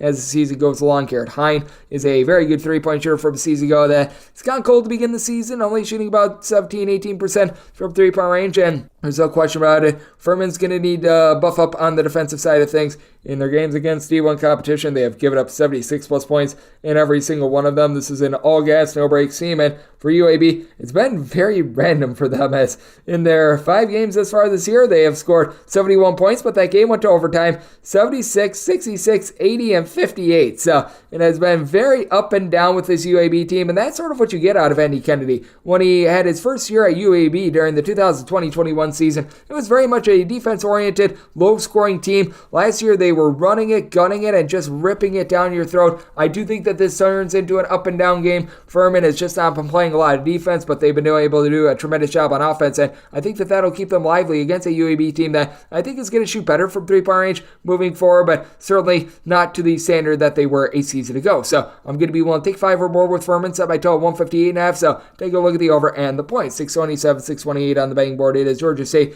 on the road against Charlotte. Charlotte finds themselves anywhere between 6.5 and 8-point favorites, and your total is between 131.5 and 132.5. I did set my total at a 128. I'm diving under. Georgia State is playing a little bit more up-tempo than they did last season, but Charlotte perennially has been a bottom 20 team in terms of total possessions per game, despite the fact that they had a little bit of a coaching change in the offseason. They are still playing really slowly, and I think that that is going to be taking hold here with this Georgia State team. You have been able to get good production out of Lucas Taylor in the backcourt to be able to log about 15.5 points per game for the Georgia State team that is doing a much better job taking care of the ball this far this season as well. Only about 9 turnovers per game. DeJuan Odom, he pretty much does everything except for shoot threes. 10.5 points, 4.5 boards, 3.8 assists. Now, he is currently shooting a blistering 66.7% from three-point range. That is because he has attempted 3 threes. He went 6 of 33 a season ago. He's a career 22% three-point shooter. That is going to be tapering off a little bit. You've been able to get some good production down low as well out of the Queens NC transfer in Jaden Taylor with right around about 9 boards per contest. Turner down for what? He's been able to give you about 1.6 steals per game, but you need a little bit more out of Brandon Tucker. He comes in from Chattanooga, so he's been able to give the team right around 8 points per contest, and for Charlotte, it has been a little bit touch and go with their backcourt as well, as Nick Graves has done a solid job, give you 10 points per contest, but I did think you were going to get a little bit more out of Jackson Threadgill. Last season, shot in the mid-30s from 3, 6.5 points per contest, and you've got Lucille Patterson, who's been able to do a tremendous job of being able to hold things down in the backcourt, giving out about 2.5 to 3 assists per game, chipping in there a steal, 14 points per game, but you can tell that they are 2 missing Ali Khalifa, so that makes things a little bit more difficult for them, as Igor Milicic is right now the only guy on the team, and he's doing a tremendous job down low, 14 points, 10.5 boards per game, but he's the only guy on the team giving you north of 4 rebounds per game. So I do think that with Charlotte, they're going to have a little bit of a tough time down low. Jaden Turner and company, that should keep Georgia State, a relatively suspect shooting team, lively in this one. Georgia State doing a much better job with their offense, as they have gotten to at least 77 points in 4 of their 5 games as far as this season. Now they have played Little Rock twice, Belmont, so they have played some more up-tempo competition, and I do think that this is where things get slowed down very much so by a Charlotte team that in regulation has allowed north of 70 just once. I was against a very good Liberty team, and that's the only team that in regulation they have allowed more than 60 points to. So I do think that we see a slowdown, set by total 128, diving in on the under, but we'll take Georgia State with the points, set them as a 6-point dog. 629, 630 on the betting board. Neutral court game between Cal and San Diego State. This is San Diego State, a 13.5 to a 14-point favorite, with your total at a 145, and I set my line at 11.5. With San Diego State, they're doing sort of what they did last season in that they're playing much more up-tempo in non-conference play, and I have no idea why. They got to a national title game playing very good defense, being able to shore things up there. And for San Diego State, I recognize that they're 4-1 right now, but they were lucky to not blow that lead against Washington. They had a little bit of an issue with Long Beach State. They lose that game to BYU. I don't think that they're necessarily playing the style that is going to lead to them being the most successful that they can be. Now, Jaden Ledee has been amazing. About 26.5 points and a half boards. I believe he actually is leading all of college basketball with regards to his points per game. He has been that good thus far this season, but the backcourt for San Diego State saw some question marks. Lamont Butler with that big shot to send them to the title last season. He's been their main facilitator with 4 assists per game, but Darion Trammell, who was really one of those big pieces that led to them making the title run last year, he's only been able to give you about 4.5 points per game. He has been incredibly pedestrian for the team, with Reese Dixon Water coming in from USC, being able to give you 15.5 points per game, but hasn't offered the defense that you'd expect. And for Cal, this team in the last few games, they have really seen a taper off with their defense. You've got Texas Tech teammates Jalen Tyson along with Fardaws Amek doing a tremendous job in tandem with about 37 points in the neighborhood, about 18.5 rebounds per game, both shooting in the mid-30s from three-point range. And Amek, he's right around 6'11". He's able to give you a block per contest. So love what you're seeing there. But the question is, what are you going to be able to get out of the backcourt? Devin Askew has been missing with a little bit of injury. Jalen Sesteen is dealing with a little bit of an ailment as well. So that has led to Jalen Cone having the ball in his hands quite a bit. And sometimes he doesn't make the world's greatest decisions with the ball. We're just going to call it what it is. And it does lead to Tyson having to run a lot of the offense as well, which he is capable of doing. But with the San Diego State team, even though they're doing a better job of being able to generate turnovers, they've been able to get about 10 per contest. They too have been turning the ball over more around 12.5 times per game as well. You've been able to get a little bit of something with 5.5 rebounds, 9 points per contest out of Elijah Saunders as well. But Jay Powell's not necessarily been too much of a part of San Diego State. They've been a very top-heavy team thus far, and I do think that that'll allow Cal to hold in this game, or recognize that Cal dealing with some ailments in the backcourt, but it actually has not affected their scoring one bit. They have been able to really crank it up with 72 plus points in 4 out of their last 5 games. But I do think that San Diego State is going to look themselves in the mirror and say, you know what, we need to slow things down just a scotch here. And Cal, they tried to crank things up the last 2 games of that SoCal Challenge. It did not work out well for them as well. So I think that these 2 teams get back to happy. Set my total at 141.5, diving in on the under end with Cal. Set them as an 11.5 point underdog. So going to be taking a look at the points. 631, 632 on the betting board. Maryland plays those to South Alabama. South Alabama is a underdog of 15 points, seeing a straight 14.5 out there as well. Totals between 131.5 and 132.5. I made Maryland a 15.5 point favorite, so here at a 15, I'm going to be willing to lay the number. South Alabama just has not been themselves this year after losing 4 of their top 6 scorers from a season ago. Judah Brown was able to give the team right around about 7 to 8 points per contest. Season ago, he's been pretty much giving the team that same production from a season ago. And for South Alabama, something that I've noticed about them is that they typically go to the non-Division I level to be able to try to pluck out a few guys to be able to plug and play, and they've had some success with it in the past. Isaiah Gator, he's come over and he's been able to give the team right around 16.5 points per game, but they don't have a lot of guys that really carry over from one year to the next, which has led to them having just a little bit of top heaviness in general. They're just trying to figure out what they've got right now. They bring in Thomas Howell from Louisiana Monroe, 6 points, 6 boards. He was able to pop some threes a season ago, but hasn't necessarily been able to do what he did a few seasons ago. Maxwell Land comes over from St. Francis of Pennsylvania, where he was about a 13 point per game scorer. He's been able to do a solid job on that front as well, but the South Alabama defense that is typically pretty solid. It has taken a little bit of a fall off, and the good news for them is that they do go up against a Maryland team that they have had their issues. Maryland certainly has been able to do a fine job on defense. Maryland 32nd in the country in terms of points allowed on a per possession basis. That in comparison to our good friend South Alabama at 313th. But for Maryland, they need to find a way to be able to put the biscuit in the basket. You've got back from a season ago Jameer Young, who's been able to give you 14.5 points, 2 steals, shooting in the mid-30s from 3-point range. So he's been able to do his part, but we were expecting a little bit more down low out of Deshaun Harris-Smith. He's been able to log thus far about 9.5 points, 5 boards, and it does feel like he's getting better and better as things go along, but I do think that it's going to take a little bit of time before he's able to really reach his full peak. You've got guys like Julian Reese, Dante Scott down low. A season ago, they were able to combine for about 13 rebounds per game, and if Harris-Smith is able to give you like 5 to 6 rebounds like he is right now, that'll be a big booster for them. But Maryland currently shooting 22.9% from 3-point range. I'm not saying this is a great 3-point shooting team. Last year they shot below 33% as a collective, but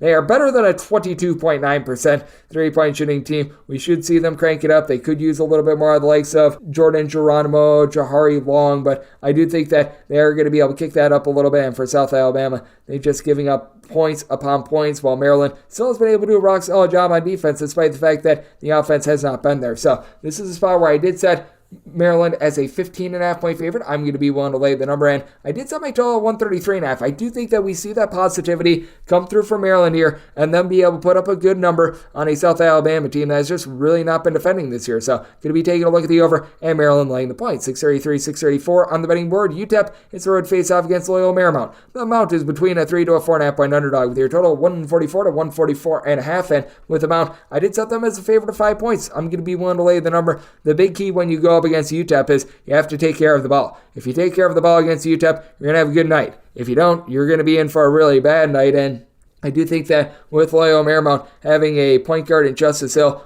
who has never had more than 2 turnovers per game throughout his entire career. That's at now 3 different stops. I think that that's a good elixir to what UTEP is able to do on defense. And for Hill, he's been leading the way with 13 points per game. Now, I don't think he's going to continue to shoot 51.9% from three-point range, as each have your top 3 scorers. He, along with Jordan Wright, throwing their Dominic Harris, all these guys, they're currently shooting north of 44% from three-point range. That is going to be cooling off. But you do have Justin Hill, who's able to give you 12 points per contest. Apologize if I called him Jordan a second ago, but he's been able to do a nice job chipping in there some good production after coming over from NC Central. You've got Lars Tiemann, who's been able to give you about 6 rebounds per game, and I do think that we're going to see more moving forward out of Khalil Leeuw-Pape. He last season, as a versatile 6-6 combo player, logged about 13.5 points, 7 boards, shot about 43.5% for 3. He's only been able to give the team right around 7 points per contest. He has been very pedestrian on the offensive side of things, though still doing some solid work down low. Meanwhile, for UTEP, they have been a better shooting team than they were a season ago. Last year, they were in the bottom 20 in all of college basketball in terms of three-point shooting percentage. They're still not amazing. They're shooting 33% from 3, but you do have a go-to scorer in Tay Hardy,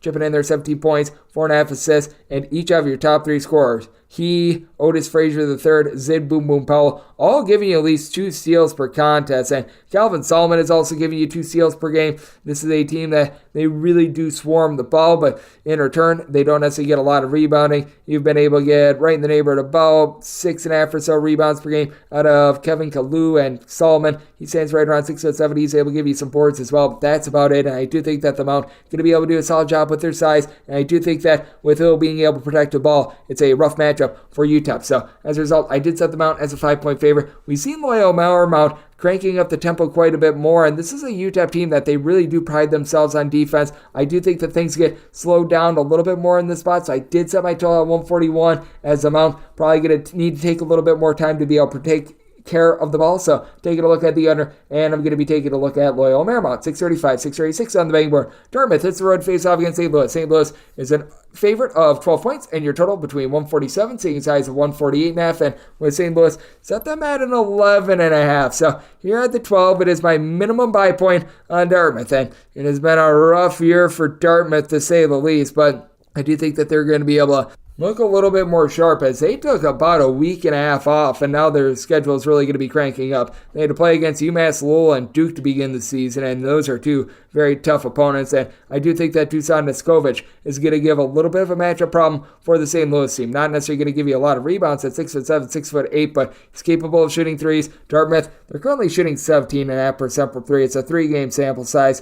I'm not saying that this team is going to be shooting 40% from 3 when it's all said and done, but they're a better team than that. Last year, they shot about 33.5% from distance. Granted, that was with a few different guys, but I do think that we're going to be seeing that go upward. You've got Jaron Johnson, who's been in the program for quite a bit. Last season was a little bit of an ancillary piece with about 4.5 points, shot about 33% from 3-point range. I do think that he's going to be able to ascend a little bit more as well, and I do think that the team is going to be able to do a little bit of a better job down low, but able to get about 4.5 boards out of Nikolai Demetrovic. He has come in from the country of Serbia, and after he was an afterthought a season ago, has been able to give the team a little bit more size down low. And then on the flip side for St. Louis, Terrence Hargrove Jr. has been able to do a nice job with about 15.5 points per contest. Now, for St. Louis, the big issue for them is that Sincere Parker, their main trigger man, the guy that was able to give you 37.5% 3-point shooting, 17 points per game, was ascending as their event out there in South Carolina was going down. He went down with an injury. He is done for a few months. That's a big issue, and now you have to rely upon Mike Meadows, who comes over from Portland. I do like the game of Mike Meadows. He, a season ago, had about 11 points, shot in the mid-30s from 3-point range. He's able to dole out the ball a little bit, but he's not quite on that level of Parker. Tim Dogger is able to give you a few rebounds, and Gibson Jimerson, always a good designated shooter throughout his career, shot right around 40% from 3-point range, but depth is now a little bit lacking with St. Louis. They're trying to figure out the pieces in the backcourt, and in those 2 games that they have played without Parker, they have given up 78 and 88 points without being able to get to 70 points in either of them, so they look like a little bit of a fish out of water. Dartmouth, this is a bunch that they really look to crank up their tempo a season ago, but I do think that we might see some inefficient scoring. Now that we're seeing 148.5 pop up, I think that this is going too far, especially with St. Louis in a little bit of transition, so going to be taking a look at the under, and at 12 or more, going to be taking a look at the points with Dartmouth, 637, 638 on the betting board. It is Grand Canyon playing us in North Dakota State. The Bison are between 13.5 to 14.5 point underdogs. Totals between 143 and 144. With North Dakota State, I did set them as an underdog of 12.5 points, so I'm going to be willing to take those points with Grand Canyon. They covered so many games last year because they were just hellaciously hot from three-point range towards the back half of the season. I do think that we are going to see them still be a very good three-point shooting team, but you can tell that they're not quite the same as they were a season ago. Currently, they're shooting 31% from three-point range. I think that will rise. I don't think that they'll reach the 38.5% that they were a season ago, but I think that they'll be somewhere in the middle. I do like what Gabe McLaughlin is able to give you down low. He's been able to log 9 boards. He's got a little bit of versatility. Doesn't necessarily pop threes well, but he's able to pop threes. But we have noticed with Ty and Grant Foster coming into the fold, Ray Sean Harrison, who was able to give you about 18.5 points per game a season ago, he's had to take a little bit of a step back, along with Colin Moore coming into the fold. Colin Moore was over at Georgia State a season ago, where he logged 14 points per game, shot in the mid-30s from three-point range. So you've got more options for Grand Canyon, but Harrison, he was really able to be a put the team on his back sort of guy, and now he's not in that role anymore, though you do have a lot of size down low for Grand Canyon. Meanwhile, with North Dakota State, I do like the main two that you've got in the backcourt, Bowden Skunberg, along with Damari Wheeler-Thomas. These are two guys that will be able to give you about 27 points per game. They're both shooting north of 39% for three. As a whole, North Dakota State is shooting 38.5% for three. That'll taper off a little bit, but what I do like about this North Dakota State team is they're doing a better job of taking care of the ball, and for North Dakota State for the longest time, they've needed to find a little bit of a trigger man. Wheeler-Thomas giving you a little bit over 3 assists per game, seems to be a step in the right direction. And then you've got Andrew Morgan, a true 6'10" gentleman that's able to give you about 4.5 rebounds per game right now. Last year, gave you closer to 5 to 6 rebounds per game. I do think that he's going to be able to do a little bit of a better job on that front. And then someone like a Tate Javis Miller has been able to do a nice job being able to log about 9 points per game with North Dakota State. What I've noticed with this team the last few seasons is sometimes they get a little bit too fast, they get out of control when they play in control, a little bit more of a slow, deliberate style. Typically, this team can execute quite well. When they don't, it really does lead to some issues for the team. So I do think that with North Dakota State, they're going to need to play a little bit more slowly in this game. And I do think that against a Grand Canyon team that's pretty deliberate with their offense, they're going to be able to do so, and that'll keep them snug in this game. So I did set my line at a 12.5. I'm going to be willing to take the points with North Dakota State. Set my total at a 140.5 as well. So diving under to go along with those points. 639, 640 on the betting board. Northern Illinois is going to be on the road playing against DePaul. DePaul is a 3 to a 3.5 point favorite with your total between 151.5 and 152.5. You know that we are in a very strange world where DePaul has become a 3.5 point home favorite against Northern Illinois. That really speaks to where the program is right now, and I'm going to be willing to lay it. I do think that this is officially the buy low spot on a DePaul team that has been dealing with all sorts of injuries. They have yet to get out there on the floor. Mac Etienne, who is a former top 75 recruit, they have been dealing with quite a few injuries in their backcourt, and someone who was dealing with an injury last year in Caleb Murphy, who has been out there on the floor. You can tell that he just has not been himself as far as this season, so that's been a problem area for the team. They go up against the Northern Illinois team that has become a little bit more of a chuck it up from three-point range sort of team. David Coit, he's back from a season ago where he was able to log 15-plus points per contest, and he's currently giving the team 18 points, 4.5 boards, 4.5 assists, three-point shooting has taken a little bit of a fall off, but for Northern Illinois, they are shooting about 34.5% from three-point range. You do have the DePaul transfer in Philman Geberwhite, who a season ago was able to start 21 games for the team. He's come in and he's been able to shoot in the high 30s from three-point range as a 6'8", sort of a do-it-all sort of guy. The big key for Northern Illinois is, can they play just a modicum of defense in terms of points allowed on a per-possession basis? Currently, they are 247th in the country, but I don't think DePaul is necessarily lighting the world on fire with that regard either. They're currently right around 150th in the country, and it's not like they've necessarily played the world's greatest competition. So you do have issues on both sides of things, but I do think that you're going to be able to have DePaul do a little bit of a better job on the glass. For Northern Illinois, they do bring in a 6'11" gentleman from Switzerland, Yannick Konen Niederhauser, who's been able to give you about 6.5 rebounds per game. And yes, that is a mouthful, but for this ball team, I think it's just so critical for them being able to get Chico Carter going from three-point range, to be able to shoot about 38.5% thus far this season. He, in the last few years, has been north of a 40% three-point shooter, and couple that with Deshaun Nelson, his versatility at 6'8" season ago, shot in the mid-30s from three-point range, 10 points, 5 boards. I do think that DePaul going to be able to win the battle on the glass. That'll allow them to be able to win this game. So I did set DePaul as a 7-point favorite. I'm going to be willing to lay the number, and I did set my total at a 153. Neither of these teams necessarily fly, though Northern Illinois, they've been playing quite a bit more up-tempo over the last 6 months, but I do think that this is going to be a game in which you're going to see both defenses have a tough time, to say the least. So you're at a 151.5 to a 152.5, looking at the over, and going to be willing to lay it with DePaul. 641, 642 on the betting board. A pair of games without numbers as Tennessee State and Southeast Louisiana are going to be doing battle. This is in the Emerald Coast Classic. This is a game that's off the board. Both of these teams lost yesterday, and with Southeast Louisiana, I did set them as a 2-point underdog, and I made my total to where 153.5 or less. I'm going to be taking a look at the over 154.5 or higher. I'm going to be taking a look at this total under. I do think that with Tennessee State, they just do have the better backcourt in this game to be able to pull it out. You bring back quite a few of your guys from last season, like a Marcus Fitzgerald, who's been able to give you between about 12 to 13 points per game, seemingly since the dawn of time. This guy's been at Tennessee State for a very long time, but now you've been able to have E.J. Bellinger be able to give the team some versatility. At 6'4", he doesn't necessarily give you a supreme amount of just one thing in particular, but he'll give you like 5 boards. He'll give you like 14 points per game. He was last season over at Belmont, a 40% three-point shooter. He's going to be matched up with Mr. Do-It-All for Southeast Louisiana, Roger McFarland, who he comes into this event averaging 6 boards, 16.5 points per game, and shooting 47% from 3. Top-heavy three-point shooting team as Alec Woodyard, he's been able to shoot well north of about 40% from three-point range as well, logging about 10 points per game for Southeast Louisiana, but as a whole, they're only shooting about 32% from three-point range, and they're really going to be looking to Brody Woodbury, the 6'11" big man, to be able to hold up down low against a Tennessee State team that legitimately doesn't necessarily have the world's greatest amount of size, but bringing in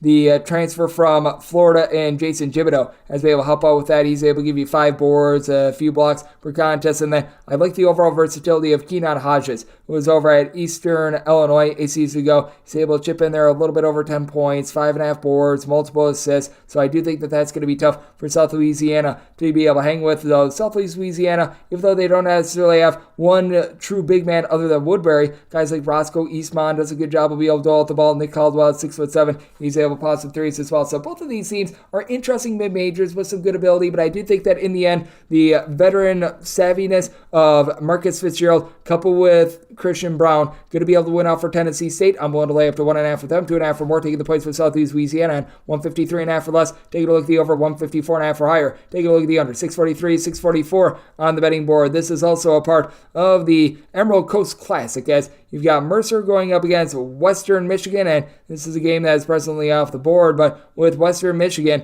I did set them as a favorite of 1.5 points, and set my total to where 137 or less, looking at the over, 138 or higher to the under. Mercer led off their season, losing to non-Division I Clark Atlanta, and this team has really had a tough time being able to put the ball in the basket. They have yet to exceed 67 points all season long, though. You do now get a Western Michigan team that they are not known necessarily for their defense. Western Michigan, in terms of points allowed on a per possession basis, coming into this event, 265th, and this is a Western Michigan team that they look to push tempo a little bit more. They have been hanging their head a little bit more on the glass this season, with Anthony Crump coming in, being able to give the team 7 boards, about 4 points per contest going into yesterday. So that's been quite startling. But you do have Western Michigan turning the ball over 15 times per game, but also shooting about 35% from three-point range. B. Artis White has been dealing with injuries, but now he's back in the fold after he was fully healthy during the 2020-21 season. It's been a lot of injuries with him, but last he was fully healthy, was averaging about 14.5 points per contest on 40% three-point shooting. Seth Hubbard, he's been a nice cog for the team after he was a nice come-off-the-bench sixth-man guy that was able to give you 7.5 points on north of 40% three-point shooting. He's now become that guy with about 16 points per contest. And for Mercer, you really just don't have anyone in the backcourt that you can truly rely upon. Robbie Carmody, he comes over from Notre Dame. He's been able to shoot in the mid-30s from three-point range with 11 points per game, but the only other player on this roster giving you north of 6.3 points per game, at the very least going into this event, Jalen McCreary, who's been able to do a solid job since coming over from South Florida. He's been able to give you about 14.6 boards thus far this season, but you just need a little bit more scoring. You just need someone to be able to help facilitate offense as well. You don't have a single guy really other than Carmody that's able to have the ball in his hands, be able to facilitate, been able to get a little bit of something out of Anthony Bernard. He's been able to give you about 2.5 assists per contest, but this is a Mercer team that just feels like it's a little bit disjointed. So willing to make Western Michigan the favorite, willing to lay up to a point with them, and then with the total 137 or less, looking at the over 138 or higher to the under, it would need multiple points to take Mercer if for some reason they be an underdog. 645, 646, also a part of the Emerald Coast Classic. It is Alabama and Oregon. We've got no numbers up on this game, but I set Alabama as a 10-point favorite and made my total a 154. So 153.5 or less, going to be taking a look at the over. 154.5 or higher, going to be taking a look at the under with Alabama. I do think that they are going to be able to get to an Oregon team that once again is going to be without N'Faly Dante. I mean, that guy just cannot get out there on the floor, and they're also without Nate Biddle as well, and I think that that's important because he's a 7-footer that's able to go out there, pop some threes. He's only been out there for 3 games this far this season, and that gives Alabama the advantage down low. You've got Grant Nelson, someone who does a tremendous job being able to give you about 7 boards, someone who just has all sorts of athletic abilities, able to dole out the ball at 6'11". That's a matchup nightmare now for Oregon. While Oregon does have Jermaine Cuisinart, who's been able to do a solid job in the backcourt. He's been able to log right in the neighborhood about 2.5 to 3 assists per contest, but he had a rough one yesterday against Santa Clara as well, and this entire Oregon team feels like they're injury prone. This entire Oregon team just feels like they're a little bit off kilter. Keyshawn Bartholomew has been able to give you double figures, and do you like what you've been able to get out of KJ Evans as well? He's been able to do a solid job being able to just have a bigger role with the offense. It's been a little bit out of necessity, in all honesty. And then for Alabama, in the backcourt, when you've got Mark Sears being able to give you 18-plus points per contest,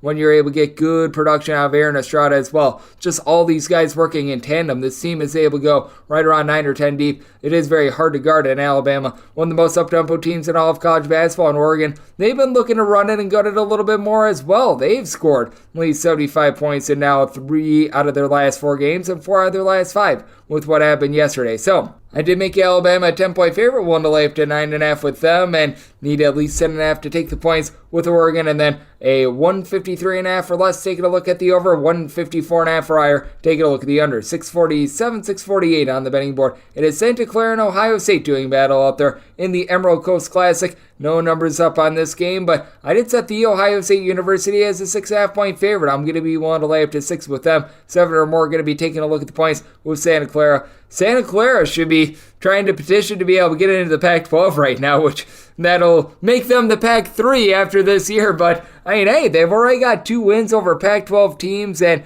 I do think that they're going to beat their match a little bit more down low against Ohio State, a team that has said key, giving you 7.5 rebounds per game, because what has really, in my opinion, been a big boost for the Santa Clara team, what they've all gotten in terms of their size. Christoph Tilley, Johnny O'Neal combining for about 10 rebounds per contest. You bring in the 7-footer from Virginia in Francisco Cafaro. Cafaro has been a little bit of a shot blocker for this team, and then it works really well with a backcourt that has some size, with someone like an Adama Ball who's been able to give you 13-plus points, able to bury a bunch of threes. Carlos Marshall, he stands right around 6'6". He's been able to log in the neighborhood about 16 to 17 points per contest, been able to shoot well above 45% from three-point range. In Santa Clara, they just do a great job keeping you off guard with that. I would like to see Jalen Benjamin get into the offense a little bit more, and I do think that that is going to be a little bit of an unraveling for Santa Clara. Now they do have to go up against a nice duo in Bruce Thornton along with Roddy Gale Jr. entering into this event, combining for about 30 points per contest, with Thornton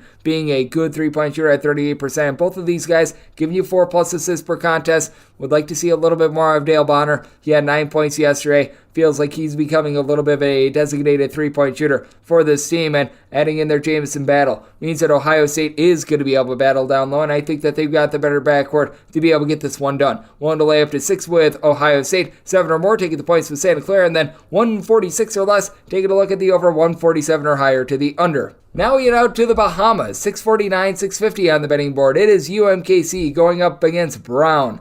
Well, we shall see what Brown is able to do for you, because I think that they should be about a 6.5-point favorite. At 6 or less, I'm going to be willing to lay with Brown. 7 or more taking the points with UMKC, and set a total to where 138 or less, I'm going to be taking a look at the over, 139 or higher to the under. I think a big key for Brown is just getting back to what was so successful for them last season, when they were a little bit of a lower tempo team, really priding themselves on defense, and it was certainly not a thing of beauty what we saw in their game against Delaware yesterday. But Brown going into that game was in the top 75 in terms of total possessions per game, and dialing it back I think is going to be very beneficial for them. They've got a good go-to scorer in Keno Lilly Jr. Lilly Jr. has been able to put up right around about 18.5 points per contest. He's shooting in the mid-30s from three-point range, but other than that one clunker where he didn't score any points against New Hampshire, he's been able to get to 20+ in pretty much every game thus far this season. And that works well when you've got Nana Owusu-Anane along with Kilu Aina. these two guys have been able to combine for about 15.5 rebounds per game. They're capable of popping threes. That's not their forte, but they are able to give you a little bit of versatility. And then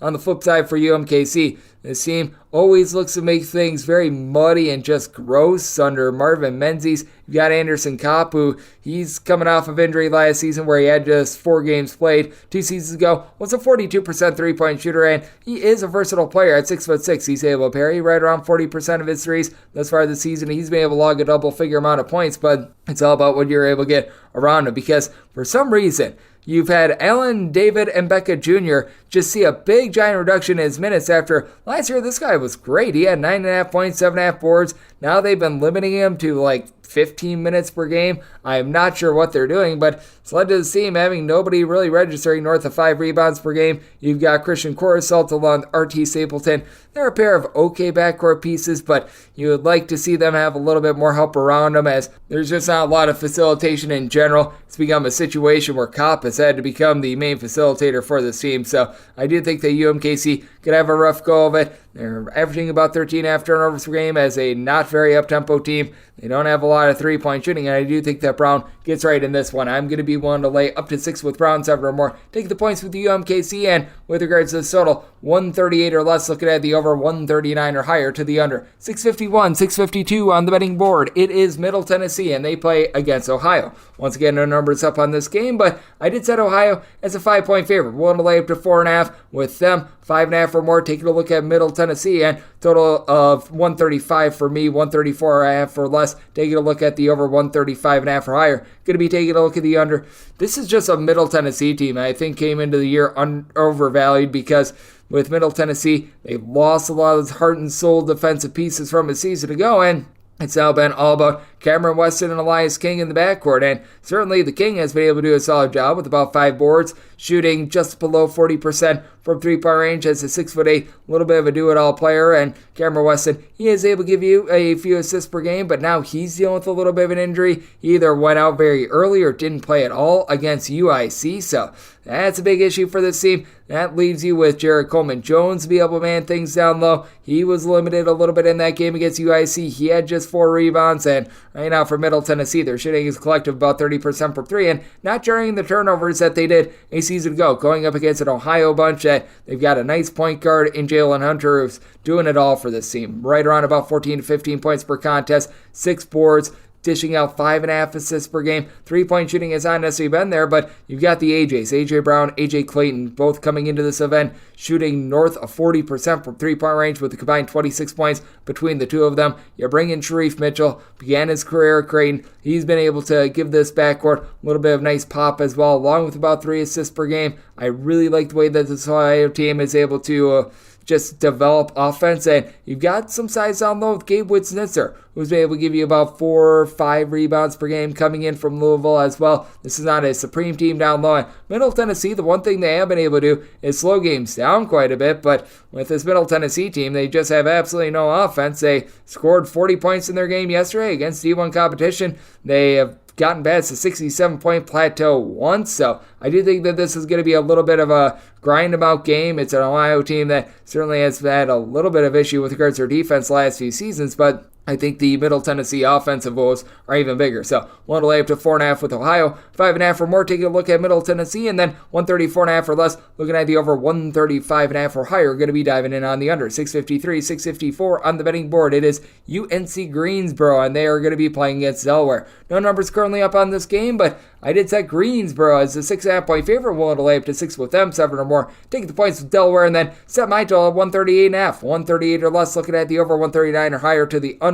It's a Delaware team in a little bit of transition right now. They lose Jameer Nelson Jr. from a season ago, but you've been able to get really good production down low out of Christian Ray the last few years, where he's been able to give you 8+ rebounds per game, and Jair Davis has become Mr. Do-It-All for this bunch. Jair Davis is logging about 20 points, 7.5 rebounds per game. Not a guy that's really going to be able to facilitate offense the way that Jameer Nelson Jr. did, but you do have someone that's able to take the load off in Jelon Trent. Comes over from North Dakota, where he was a very versatile player, and he's doing that once again this year. Right around like 9 points, nearly 2 blocks, 2 steals per game, 4 rebounds, 3.5 assists per game. Love what he's able to bring to the table for a Delaware team that has been able to do a relatively solid job of taking care of the ball. Going into yesterday, they were shooting 45% from three-point range. I certainly do think that is going to be grinding down a little bit. I do think that this Greensboro team that always hangs their head on defense is going to be the team to force that regression to start to happen, as you've got the Langleys out there, Keyshawn and Kobe Langley. Keyshawn is the main scorer of this team, popping in there right around about 18 points per game. It's going to give you about 2.5 assists per game as well, but it is Kobe that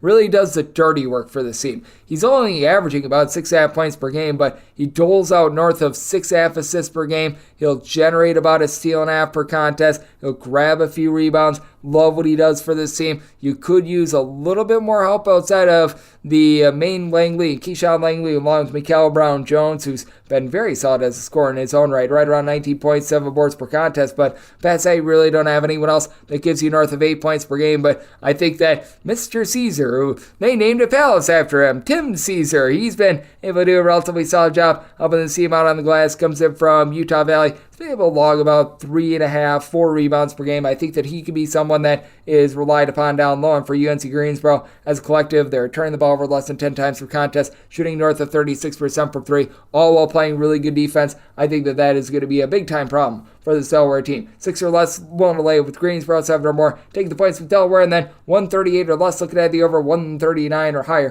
going to be diving in on the under. 655, 656 on the betting board. George Washington and UIC do battle from the Bahamas. No numbers up on this game, but I did set George Washington as a 4-point favorite and a total of 146, 145.5 or less looking at the over, 146.5 or higher. Going to be taking a look at the under. You've got a George Washington bunch that has James Bishop IV, who is such a good go-to scorer. Overall this season, he's actually a little bit down with his scoring, more around 18.5 points per game, but after that was 21.5 points per contest last season, but he's got a little bit more help around him. You've gotten great production out of Garrett Johnson. He's come in and he's logged nearly 17 points, 8 boards as a freshman, might be one of the more under-the-radar freshmen in the country. And then Maximus Edwards, he is able to maximize his production, shooting 40+% from three-point range. He's able to put in there 8+ rebounds, 15 points per game at 6'5". He's a really good combo player. Now, what I will say about the George Washington team is that they're a little bit top heavy. They're perhaps 70, perhaps even closer to 6.5 deep, but Darren Buchanan as a freshman has been able to step up, being able to give the team some rebounds as well. And then you take a look at what you're able to get out of this UIC team. Toby Okani, I think, is one of the more under-the-radar versatile players in the country.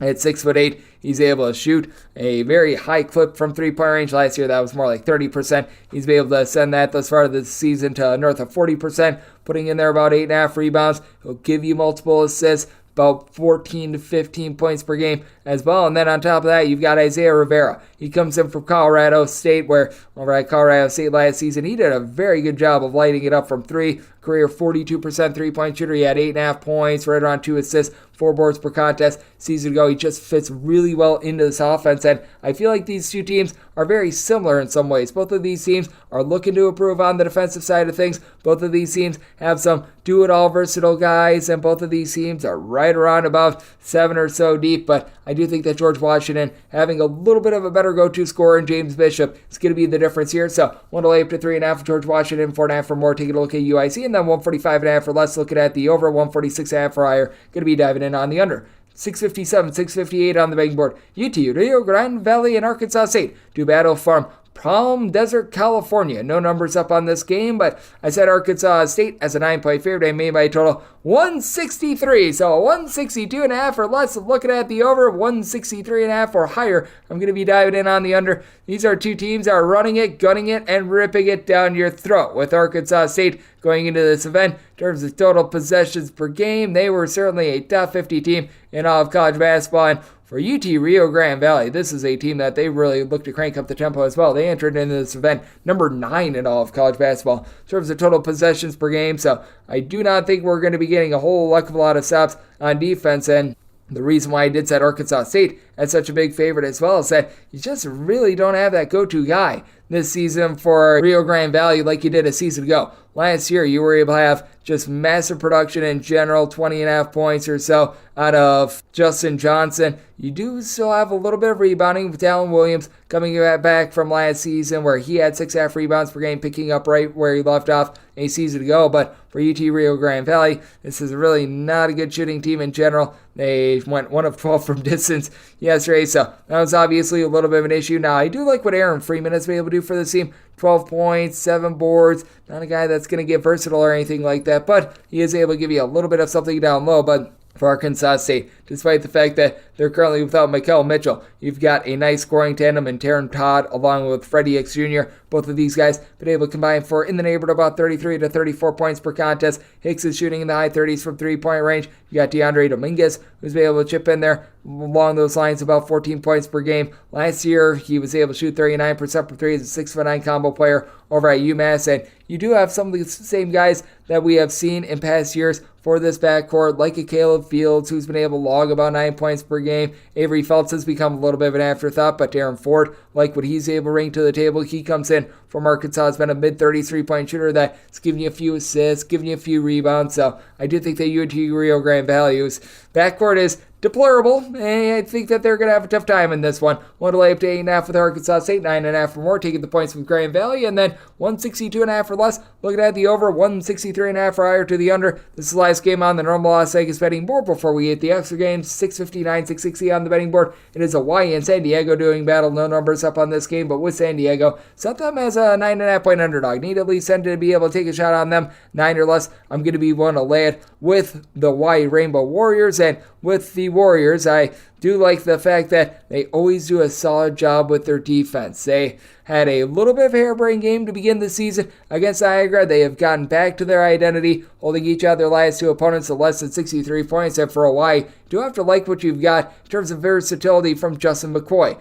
Not necessarily going to continue his north of 40% three-point shooting, but he's been able to give this team right around about 11.5 points, 9+ boards. Comes in after he was at North Carolina as a top 150 recruit. And then you've got a nice facilitator in Javon McClanahan. McClanahan, not necessarily going to be the most prolific scorer in the world, though he's still giving you about 11 points per game, but he gives you 4+ assists. He's going to cut down on the turnovers. Going into this event, he was averaging right around 4.3 per contest, just a case of a little bit of a small sample size, but he'll find a way to be able to get the ball in the hands of the likes of Noel Coleman, Juan Munoz, who's been in college basketball for forever and a half, and then down low, Mo Sek, who's 7'1". He's a very good rim protector for this team and something that San Diego just doesn't have anything of. Right now, San Diego's top rebounder is Kevin Patton Jr. has been able to give about 6.5 rebounds per game and has some nice versatility. You've been able to have PJ Hayes be able to come in and be able to log about 4 boards per contest as well as a 6'6" combo player. That was at the non-Division I level, but for the San Diego team, they are committing nearly 15 turnovers per game. Wayne McKinney III is really the lone of their top 6 scorers that returned from the season ago, and without a lot of size to be able to replace that, you're looking to someone like Deuce Turner to be one of your main guys who is a cast off of Bucknell a few seasons ago. So this is a spot where I did set my total to where 137 or less. Going to be taking a look at the over 138 or higher. Going to be taking a look at the under with Hawaii. Willing to lay up to 9 with them. 10 or more. Going to be taking the points with a San Diego team that has been one of the more rough teams in terms of points allowed on a per possession basis in all of college basketball. And now we hit the extra games. The normal betting board picks are complete, but there are some extra games today, so we go into the bonus. 306-501, 306-502. It is Jackson State. They are on the road facing off against Georgetown. Georgetown is a favorite of between 10.5 and 11 points. Your total is between 150 and 151.5. I did set Jackson State as just an 8-point underdog. I'm going to be willing to take a look at the points with Georgetown. Certainly has been a bunch that has not lived up to their billing thus far. I think that Ed Cooley is going to be able to get them online, and they've got scorers. Shaden Epp, we saw him be able to have some big production earlier on in the season. He had that 46-point exhibition matchup, which I don't make anything out of that, but you do take a look at this Georgetown team down low, and that's where they really can be hurt. They've got Supreme Cook, who's been able to give them 8 rebounds per game, and that's about it. Now, the fortunately for them, this is not a Jackson State team that is brimming with a lot of size. You've been able to get about 5 boards in the neighborhood, about 4.5 points out of Zeke Cook, but you've got Ken Evans Jr. who's able to be just a go-to guy. 19 points, 5 boards, shooting 50% from 3. And Jackson State overall, it's not like they shot great from 3. Only shooting about 30.5% from 3-point range. It was good enough to get the job done against Missouri. Now, offense has really been dormant recently. Prior to that game, they had scored 66 points or fewer in each of their last 4 games, but they do have a nice go-to guy in terms of facilitation in Chase Adams. Need to cut down on the 14-plus turnovers per game, but this is not a Georgetown team that they generate a lot of turnovers, and they themselves have had a tough time with about 14.5 turnovers per game. I like Rowan Brumbaugh, but he currently has more turnovers than assists, has been able to chip in there about 11.5 points per contest, but Jay Heath has seen a little bit of a fall from last season. You really don't have a ton of depth with this team right now as well, so I do think that Jackson State is going to be able to hold in there. Georgetown has the Cook down low that should be able to lead them to victory, but not by double figures. I did set my total at 148. Going to be taking a look at the under. Georgetown, pretty much a mid-tempo team is what I'm expecting for them under Ed Cooley, and Jackson State certainly said their offensive woes, so diving in on the under and going to be willing to take double figures with Jackson State. 3-6-5-3, 3-6-5-4. Missouri is going to be playing us Loyola Maryland. Loyola Maryland is an underdog of between 18.5 to 19.5 points, and your total's 135.5. And with Loyola Maryland, I did set them as an underdog of 20 points, so I'm going to be willing to lay with Missouri. Now, Missouri has not covered the last 2 big spreads that they have been involved in, but this Loyola Maryland team has been a little bit disappointing this far. I was expecting them to be able to take care of the ball a little bit better with Deion Perry being back from a season ago. He's committed 3.5 turnovers per game for a Loyola Maryland team that has turned the ball over darn near 15 times per contest. This team is in the bottom 60 in all of college basketball in terms of turnovers on a per possession basis. D'Angelo Steins has come in from Old Dominion, and he's been a good shooter, shooting about 34.5% from 3, 9.5 points per game, but with Golden DK holding things down low, that's been solid, but he doesn't necessarily give you a lot of versatility. And for Missouri, you've got all sorts of versatility with this team. They should be able to do a solid job down low against Golden DK with now having Connor Vanover getting a few more minutes. He's only been averaging about 9 minutes per contest. I think that that's going to be cranking up as the season goes along, but you've got Nick Connor, you've got Sean East in the backcourt, combined 28 points. The facilitation has been very much by committee with Missouri. We noticed that last year when they had like 5 separate guys give you north of 2.2 assists per contest. I expect a lot of that this year. Noah Carter has been able to do a solid job giving you 6 boards per game, and I do think that Caleb Grill is going to be able to help out this defense as well. As Missouri last year outside the top 200 in terms of points allowed on a per possession basis. Missouri thus far this season, they've been more hovering in the neighborhood about 85th, so that's been a little bit improved as the offense has tapered off a little bit, but they do go up against a Loyola Maryland team that gets a little bit sloppy, and this is a Missouri team that they do like to turn their defense into offense. I do think that that's going to lead to a bit more of a high-scoring game and a good Missouri win. I did set Missouri at a 20-point favorite, so I'm going to be willing to lay the number, and with my total, set mine at a 146, so also going in on the over, 3-6-5-5, 3-6-5-6, and JIT on the road against Wagner. Wagner is a favorite between 7.5 and 8.5 points, and your total that is anywhere between 128 and 129, and with Wagner, I did set them as a 10.5 point favorite, so I am going to be willing to lay the number with Wagner. This team, year in and year out, they're just like going to the dentist. They play slow, they don't necessarily give you a lot of offense, but this team is so gosh darn tough on defense. Wagner a season ago in the top 40 in terms of points allowed on a per possession basis. This year they're 229th. I do think that that is just a little bit of a sample size of going up against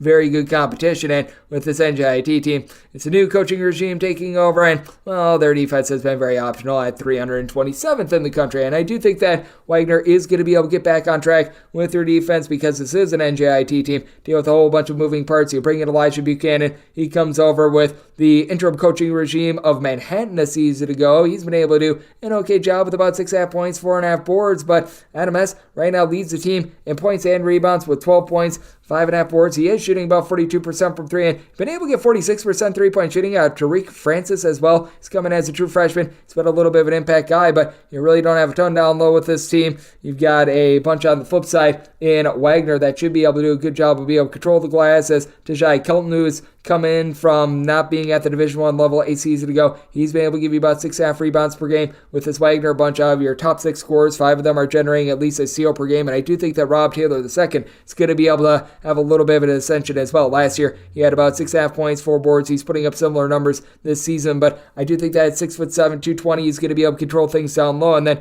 in the backcourt, Melvin Council Jr., who came up from the non-Division I level, he's been doing a good job as a little bit of a go-to scorer for Wagner team that's not beating themselves with just 9 turnovers per contest. So did somebody total at 128.5? I think Wagner gets back to their defensive roots. So at a 129, looking at the under, and with Wagner, 1 to lay up to 10 with them, 306.507, 306.508. Liberty Bibberty is going to be playing us to Maryland Eastern Shore. Maryland Eastern Shore between a 25.5 to a 26.5 point underdog. So it's between 139.5 at 141. Liberty is once again in the bottom 75 of the country in terms of possessions per game. They're just so stinking efficient that it's not even funny, but I do think that this is asking a little bit too much. I set my line at 23, so I'm going to be willing to go in on the points for Maryland Eastern Shore. A Maryland Eastern Shore team that has a win on their ledger against Penn. They aren't the same team that they were a season ago. A season ago, they had like 6 or 7 different guys that were able to generate at least a steal per game. Really, the only one of those guys that is returning is what you've been able to get out of Chance Davis, who's been able to give you about 12 points per contest, shooting in the mid-30s from 3. And this is a team that's a little bit of a better shooting team than a season ago. They're not generating the same amount of steals that they did a year ago, though, and you do have someone down low in Troy Hupstead who's been able to give you about 10 rebounds per game. Now, with this Liberty team, they just have everyone playing in tandem with one another. Kyle Rohde has been your main guy at 6'7". He's a point forward, 18 points, 4.5 boards, multiple assists per game, currently shooting north of 50% from 3. And Liberty should see a fall off from their 41% three-point shooting. I don't think it's going to be a tremendous fall off, and if you could get Joe Van Zandt going, who he a season ago as a starter was able to be pretty effective in small doses with about 5 boards per contest, that would be big for them as well. Caden Menefee, he comes in for Bowling Green, and Liberty doesn't take in a lot of transfers, and he has fit right into the system, shooting 40% from 3, 11 points per game, but I just don't think you get enough possessions for Liberty to either A, get the over, or B, be able to cover this number with Liberty. They've done a great job of holding up on the defensive side of things. They do give up some points to Furman. Furman has been just all over the place, but past that, giving up 66 points or fewer in every one of their games. For Maryland Eastern Shore, if you're looking in regulation, because that Penn game went to overtime, and I believe it was like 67-67 going into overtime, they have been held at 67 or fewer in all but one of their games. I do think that this is going to be a low-scoring affair. Maryland Eastern Shore, not an up-tempo team. They're going to be looking to try to generate steals. I don't think they have a lot of success with that, but with Upseed down low, they hang within this big giant number. Set my line at 23, so taking north of 25 with Maryland Eastern Shore. Set my total at 127, so also going in on the under. 306.509, 306.510. Columbia is going to be playing us in Maine. Maine hopes to not get Maine as they are between 1-point favorites and 1-point underdogs. So a relative pick'em game, 139 to 140.5 is your total. Did set Columbia as a 2-point favorite. It has been tough for Mr. Ingles to be able to get things going over at Columbia, but I do think that this team is a little bit better than what we've seen over the last few years, and you've got Geronimo Rubio de la Rosa,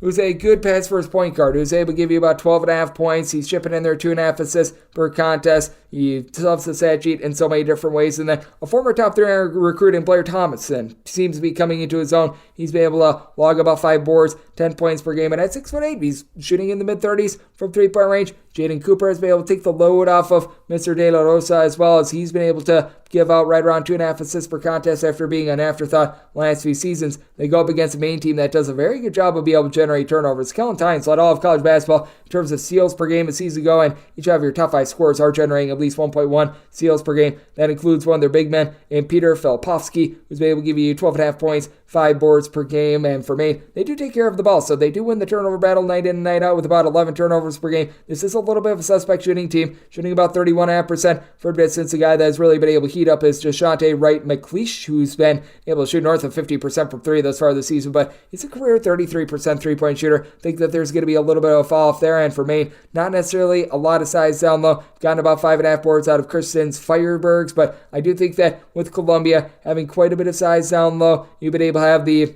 gentleman from overseas do a solid job holding things down low, and Zine Adine Bedri, who last season was able to give the team right around about 4.5 rebounds per game. I think he wins the battle on the glass that allows Columbia to be able to pull out this game. So I'm going to be looking at Columbia on this rather pick'em line. Did set my total at 140 as well, at a 139, because I think it's going to be tight. I think that you get Lake and Felling. Columbia typically does play a little bit more up-tempo. Get a lean to the over to go along with Columbia. 306.511, 306.512. Binghamton plays us to Army. Army is an underdog underdog of 10 to 10.5 points, and your total is 131.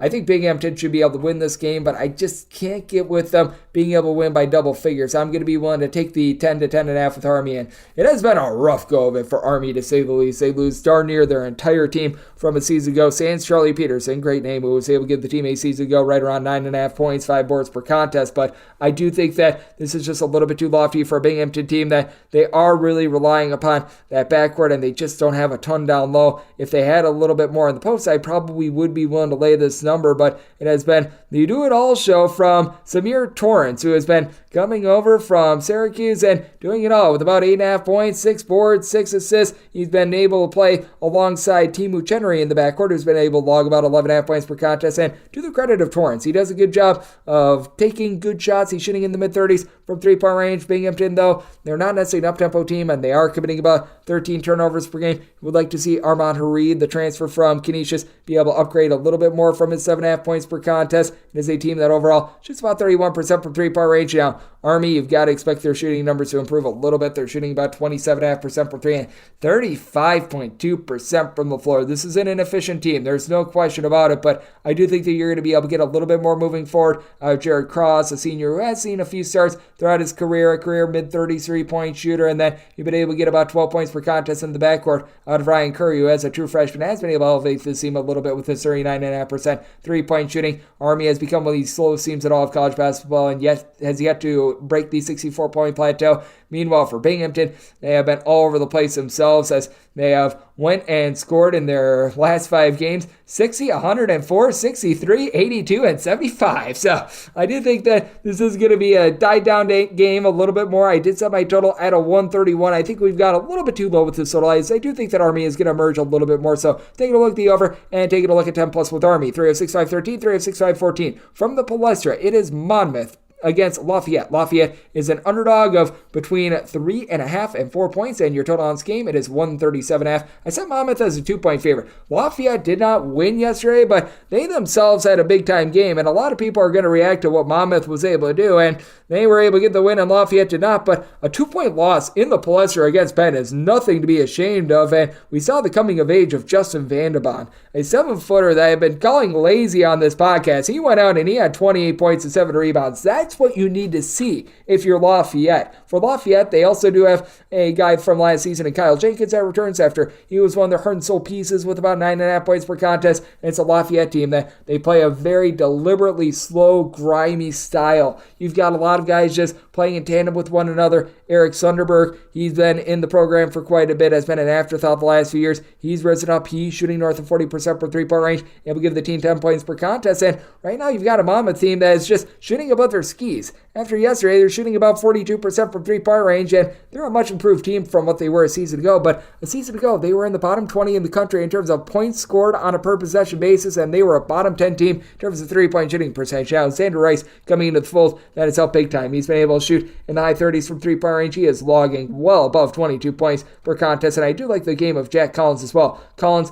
has been able to do a tremendous job shooting north of 40% from three-point range himself. He's been able to give the team about 13 points, a little bit under 7.5 rebounds per game, but I do think that there's going to be a little bit of a cool-off here, and I do think that Lafayette going to do a nice job of being able to slow the game down against a Monmouth team that they're not really looking to push tempo a lot themselves. They had a high-scoring game against Belmont, but that was more efficiency rather than anything else. I did set my total at a 130. I think that Lafayette gets their slow, grimy style, and I think that Vandebon is going to be able to control things down low. So looking at the points with Lafayette and taking a look at the under. 306-515, 306-516. It is Missouri State. They play us at South Carolina State. South Carolina State at 21 to a 22.5 point underdog. Totals between 147 and 149. And with Missouri State, I did set them as a favorite of 17 points. So I'm going to be taking a look at those points. And with regards to this Missouri State team, you know what you're going to be able to get out of them. They play slow. They play tremendous defense, but they are not a team that's necessarily going to be able to light you up and win by these sorts of margins. South Carolina State, arguably a bottom 10 team in all of college basketball. They lose the likes of Luson Holmes from a season ago, but Davion Everett down low is able to give you 7+ rebounds per game. I'm not not saying he's going to be able to win the battle with Missouri State, as you got someone like a Donovan Clay. He had 6'8", does it all. He doesn't necessarily score a ton, but he'll give you like 8 to 9 points per game. He'll chip in their 5 boards, a steal, a block, 3+ assists per contest. So love what he brings to the table. But for Missouri State, this team can be streaky with their scoring. Also, Mason has been the main guy this far this season with 17 points per contest. Chance Moore has been able to chip in their 12.5. But this team last year had their free throw shooting woes. They're currently shooting about 66% at the charity stripe once again this season as well. And for South Carolina State, Mitchell Taylor has been able to step up. He's been able to log about 10.5 points per game. The numbers on South Carolina State, very unsavory. They've also played one of the toughest schedules in all of college basketball when your first 8 games of the season involve road trips to the likes of South Florida, Tulsa, Samford, Missouri. You know that you're really up against it. Meanwhile, Missouri State has gotten to play more of those cream puff opponents, so the Kent State game was quite a challenge for them. That said, I do think that for South Carolina State, they're going to be able to hold in this game. I did set my line at a 17, so I'm going to be taking a look at the points. And did set my total at 143. Got a South Carolina team that's one of the fastest teams in all of college basketball, generating 10 steals per game. A Missouri State team that's low and slow, only generating about 5 steals per game. I think that Missouri does slow this game down a little bit more to be able to keep this total under. So looking under and looking to take the points with South Carolina State. 306-517, 306-518. William and Mary, the best tag team in all of college basketball. You don't just get William, you don't just get Mary, you get both, and you have to lay 3 points with them as they play UMBC, and your total is anywhere between 159.5 and 160.5. Seeing some straight 2 and 2.5s out there as well. With the tag team of William and Mary, I know that they're playing 2-on-5, but I set the tag team as a 2.5 point favorite. I'm going to be willing to lay it with William and Mary. This William and Mary bunch has been an interesting bunch, to say the least, the last few seasons. They're playing a little bit faster this year than they did in past seasons. They did lose a few guys like Ben White in the offseason, but Gabe Dorsey is a guy that's just able to put the ball in the basket. Last year, shot 44.5% from 3. It's even better this year, shooting 49% from 3 with about 15.5 points per game. And big for this team as well. They've now got Noah Collier back in the fold after he missed the back half of last season. He missed the first 3 games of this year as well. He's been able to do a solid job, logging about 5 rebounds per game. Chase Lowe is someone that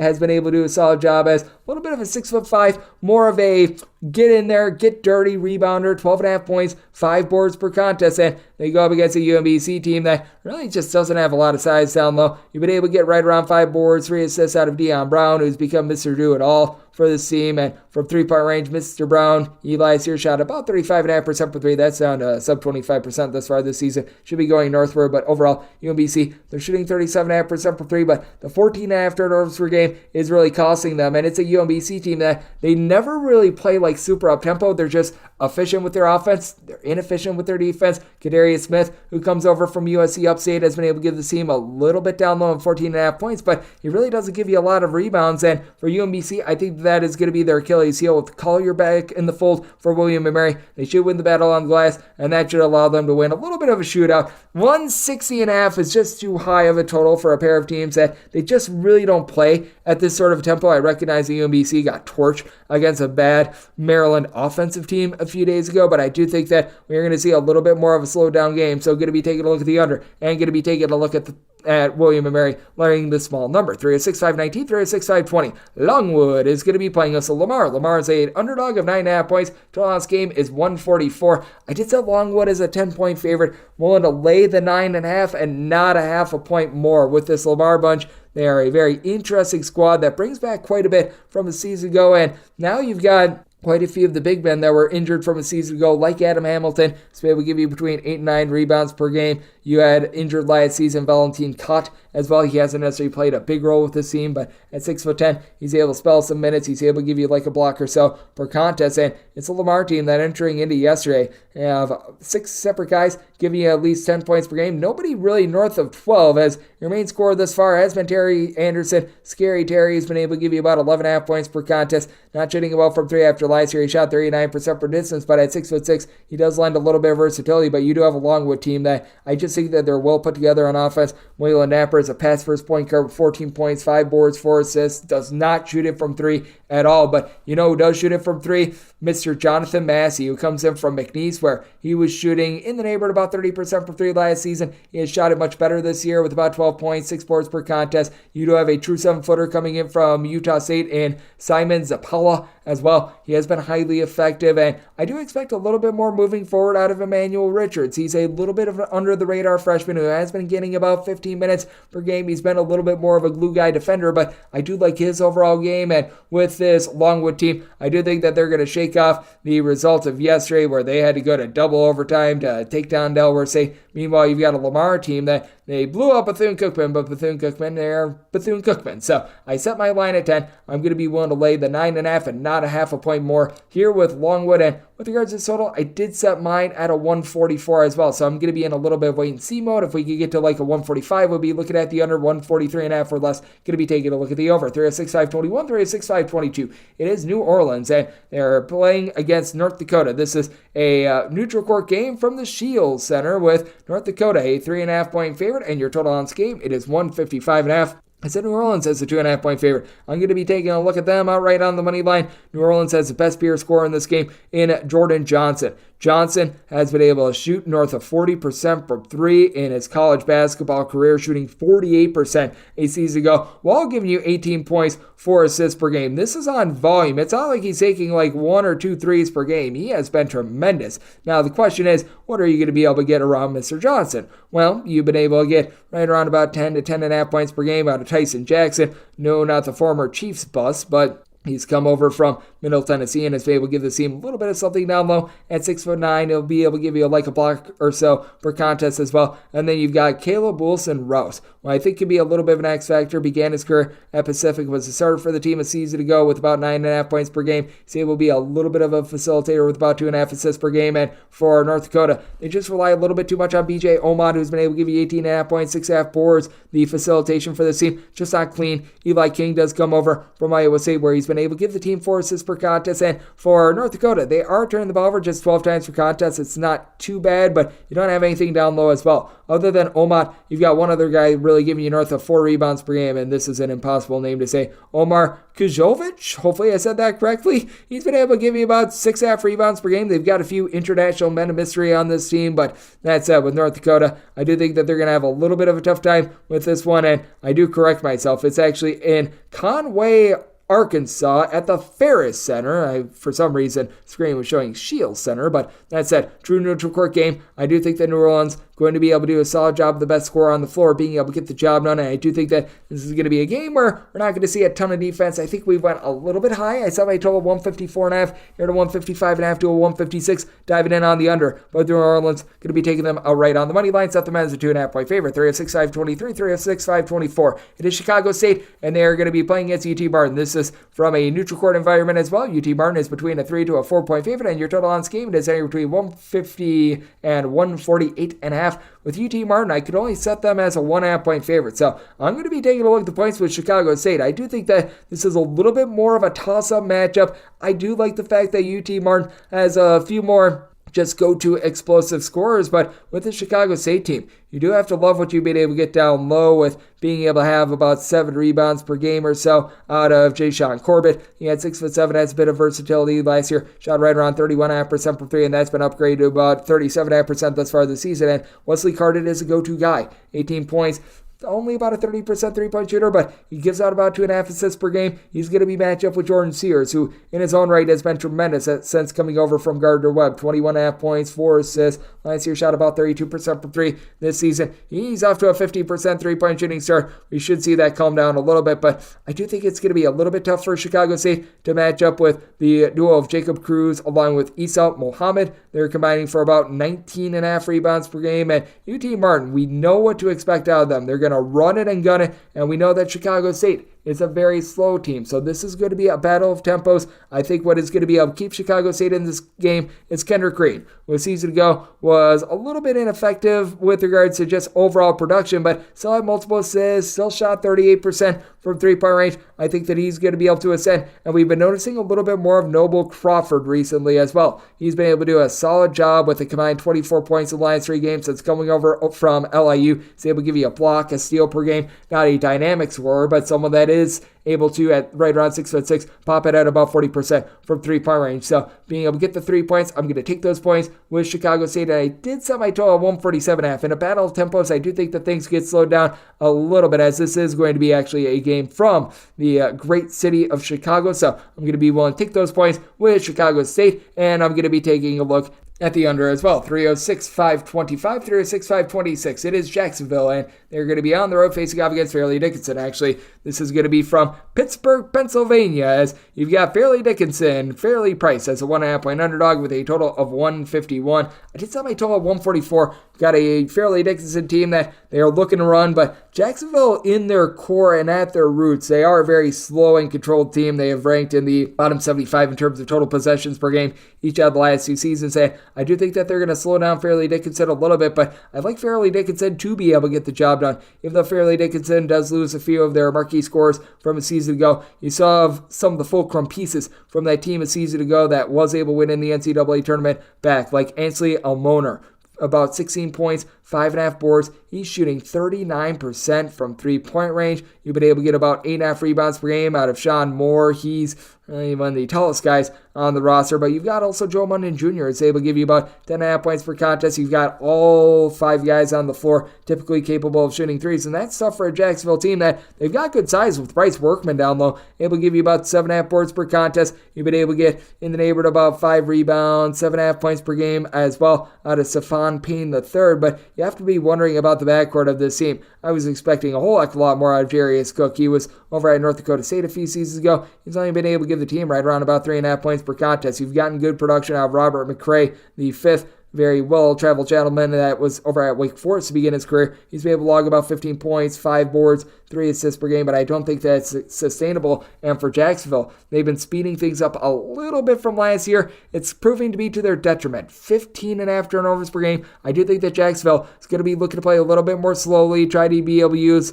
their size advantage, but we have seen it. I certainly saw it in the NCAA tournament. This bunch in Fairleigh Dickinson used that to team's disadvantage, and I do think that they're going to be able to do so here. Did set my total at 144. I do think that this is a little bit of a slowdown game, so taking a look at the under, and with Jacksonville, I did set them as the underdogs, so taking Fairleigh Dickinson outright on the money line. 306-527, 306-528. Valparaiso is going to be playing us to Southern. Southern is between a 1.5 to a 2-point underdog, and your total is between 144.5 and 146. I did make Valparaiso the underdog of 3 points. I like Southern outright on the money line. Perhaps it was just one lucky shooting day or something like that for Southern, but they were able to knock off UNLV by double digits to begin the season, and I do like the way that Southern has been able to come together. They've got a little bit of a new coaching regime from last season. They do lose quite a few pieces, but this is a Valparaiso team that's just out of sorts after they lost their top 2 scorers from a season ago. We're seeing what Ben Krikke is doing over there at Iowa. Well, he was on the team last season, and now they're looking at Jerome Palm, who's been able to give them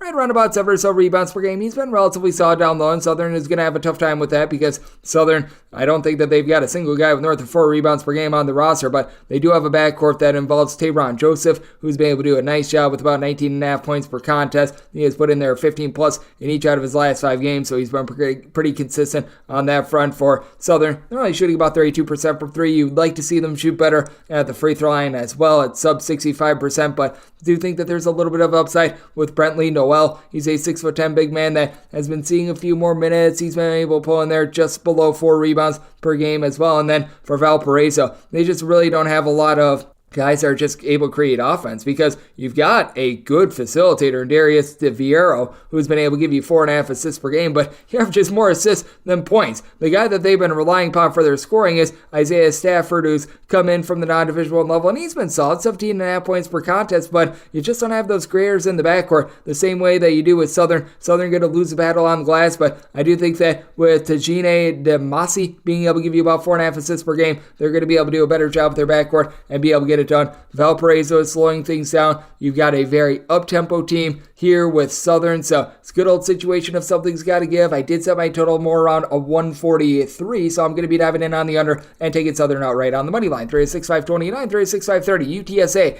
meet me for the San Antonio Roadrunners, who play with Incarnate Word. The Word is a 5-point underdog, and your total is 157. With UTSA, I also set them as a 5-point favorite. This opened up at 5.5, and if we could get back to that opener of 5.5, willing to take 5.5 with Incarnate Word, as I do think that they're a little bit of an improved team from when when they were truly awful a few seasons ago. They've had some moving parts, but you do have some backcourt guys that have been around for a little bit. Elijah Davis has been able to give you 4 assists to under 2 turnovers per game. And how about what you've been able to get in terms of Sky Wicks, who began his career at Missouri State, went down to the non-Division I level, and has resurfaced with about 22 points, 7.5 boards, shooting 42.5% from three-point range. He has been a tremendous find. And then Sean Robinson, who was a double-figure scorer over at Allison P a few seasons ago. He's been able to do a good job being able to give the team 7.5 rebounds per game, going up against a UTSA team that they're looking to a pair of big men in Trey Edmonds along with Carlton Lingard to be able to hold things down low. They have combined for about 14 rebounds per game. And Dre Fuller, a former starter over at Central Florida, has been able to do a nice job of stuffing the stat sheet. Right around 13 points, able to give you about 7 rebounds. He's been shooting in the mid-30s from three-point range, but you just don't have a lot outside of him in the backcourt. Now, to the credit of UTSA, they don't turn the ball over a lot, but he's shooting about 40% from the floor. That's been a massive issue for them. Just trying to find someone like a PJ Carter to be able to elevate in the backcourt. And for Incarnate Word, I do feel like you have those guys. They're able to help out. You've been able to get right around 15.5 points per game out of Josiah Hammonds, who has come up from the non-D1 level and has made a nice contribution. So this is a spot where I'm going to be willing to take the points with Incarnate Word at a 5.5 or more. And did set my total 153 with UTSA. They're playing fast, but they're just not hitting their shots. And for Incarnate Word, this is a team that typically they play at more of a middle tempo. So going to be taking a look at the under and the points at 5.5 or more with Incarnate Word. 36-531, 36-532. St. Francis of Pennsylvania is going to be playing us in Niagara. Niagara is a 5.5 to a 6-point favorite, and your total that is anywhere between 135 to 135.5. To set my total 128.5. Diving in on the under. I just flat out don't think that St. Francis of Pennsylvania is going to be able to do their part in a game that is very much going to be slowed down. Niagara, ever since Greg Paulus has taken over, they've been 300th or lower in terms of total possessions per game. They did play a harebrained game a little bit earlier on in the season against Hawaii. I feel like that's a little bit more of a one-off. Prior to that, they had scored 63 and 64 points against Bucknell and Notre Dame. Meanwhile, you've got a St. Francis of Pennsylvania team that, against D1 competition, I do not believe that they have broken the 60-point plateau, which that's not great to say the least. You've got Cam Gregory, who's having to do it all right now for St. Francis, shooting 39% from 3, 10 points per contest, but you tell that this team is very much missing their man down low, and Josh Cohen, that was able to give them north of 8 boards per contest, as they've only got one guy that's able to give you north of 4.2 rebounds per game in Eli Wilborn. There's just nobody that can really take the load off of Gregory in the backcourt as well, as that has led to about 14.5 turnovers per game. And for Niagara, they certainly missed Noah Thomason, who was able to give the team 19.5 points per game, but you've been able to get good contributions with about 10.5 points per contest out of Braxton Bayless, 16 plus points per contest out of Ahmad Henderson II. This is not a team that's going to be lighting it up down low with Yobang Menza coming over from UMBC, where he was able to get about 5 to 6 rebounds per game, but Kawan Marble, the transfer from Wyoming, he's able to pop it from 3. Overall, it is a Niagara team shooting 37% from 3, keeping it clean with about 9.5 turnovers per game. We know that they're going to play slow, and I think that Niagara gets a lead, and they just pretty much suck the life out of this game. I set my line at a 128.5 with regards to total. Looking at the under, and one to lay up to 6 with Niagara. 306-533, 306-534. Northern Kentucky is going to be playing us Long Island. Long Island is an underdog of 17 points, and your total on this game is 145, and I did set this line at 19.5. I'm going to be willing to lay it with Northern Kentucky. Maybe I'm just stubbornly in on this Northern Kentucky team, but I really do like the defense that they are able to play, and you've got a go-to scorer, Marcus Wark, that a season ago was able to log 19 points per contest, shot in the high 30s from three-point range, and then Sam Vincent. He's able to give you multiple steals. He chips in their 4 boards, 3+ assists per game throughout his career. I really like what he's able to bring to the table. Now, they are missing a lot of their rebounding from the season ago, as last year you were able to get right around 10 boards per contest out of someone like a Chris Brandon. You just don't have that this year, and RJ Green on the flip side for LIU has been able to give you right around 7.5 boards per contest, and you've got Strickland squared, Terrell and Ty Strickland, as Terrell, both of these guys, by the way, are the sons of Rod Strickland, has been able to give you in that neighborhood of about 7.5, 8 points per contest. He's really been a little bit more of a facilitator with 3 assists per contest, and Ty Strickland has been all around the block. Began his career over at Wisconsin, played at Temple, Georgia Southern, and now welcome back to playing for your old dad, as he's also been able to give the team right around about 10 points per contest. So they've been an interesting duo, but For Long Island, other than Green, you really don't have a lot of rebounding and credit where credit is due. Long Island, a very nice win over Texas A&M Corpus Christi on Friday. I don't think that that's going to be withstanding. They've shot 11 of 29 from three-point range. They got a little bit unseasonably hot, and this is an LIU team that typically they're just going a little bit too fast for their own good. They have problems against teams that are able to force steals, and this is a Northern Kentucky team that they play slow, they play under control, and they take away the ball from you. So I do think that this is a game where you're going to see Northern Kentucky get their style, slow it down, and be able to control the game, which is why I did set them as a 19.5 point favorite. Going to be one to lay the number, and with my total, made it a 139.5. So diving in on the under and going to be diving in on Northern Kentucky. 306-535, 306-536. Marist is going to be playing us Bucknell. Old Bucknell finds themselves as a underdog of between 5.5 to 6.5 points, and your total is 131.5, seeing a straight 130 out there as well. And between 130 and 131.5, I would rather have the 130 over personally, so we shall see where this goes overnight. But that said, in terms of the side, set Marist as a 7-point favorite. I'm going to be willing to lay the number. Marist does a very good job with their 2-point shooting defense. Their perimeter defense leaves a lot to be desired, and heck, their perimeter shooting leaves a lot to be desired. Cam Ferris, who came over from Robert Morris, I thought he was going to be able to ascend the backcourt of this team. Has not been the case, but you've been able to get down low. Max Allen to be able to do a solid job with about 17.5 points per contest after just couldn't get out there on the floor for San Jose State a season ago. You bring back Isaac Brickner, who a season ago, he was able to give the team about 2.5 assists, 7.5 points per game. He's been able to do a solid job really ascending as a main pass-first guy, 4.5 assists per game. It is a Marist team, though, that is only shooting about 30% from three-point range. Meanwhile, you've got a Bucknell team that has been a little bit of a sieve on defense, so you've been able to get some good rebounding out of the 7-footer Noah Williamson. He and Jack Forrest have been able to combine for about 13 rebounds per game, and Forrest, who began his career over at St. Joe's, he's been able to do a good job from three-point range, shooting about 42% from three-point range, leading the way with about 16.5 points per game, but you just need to get a little bit more out of someone like a Josh Ado. He, a season ago, looked like he was going to be able to bust out after he was shooting about 39% from three with about 4 to 5 points per contest. Just has not taken that stride forward this season for a Bucknell team that, well, their offense is lacking. They're outside the top 225 in terms of points allowed on a per possession basis. You got a Bucknell team that past Williamson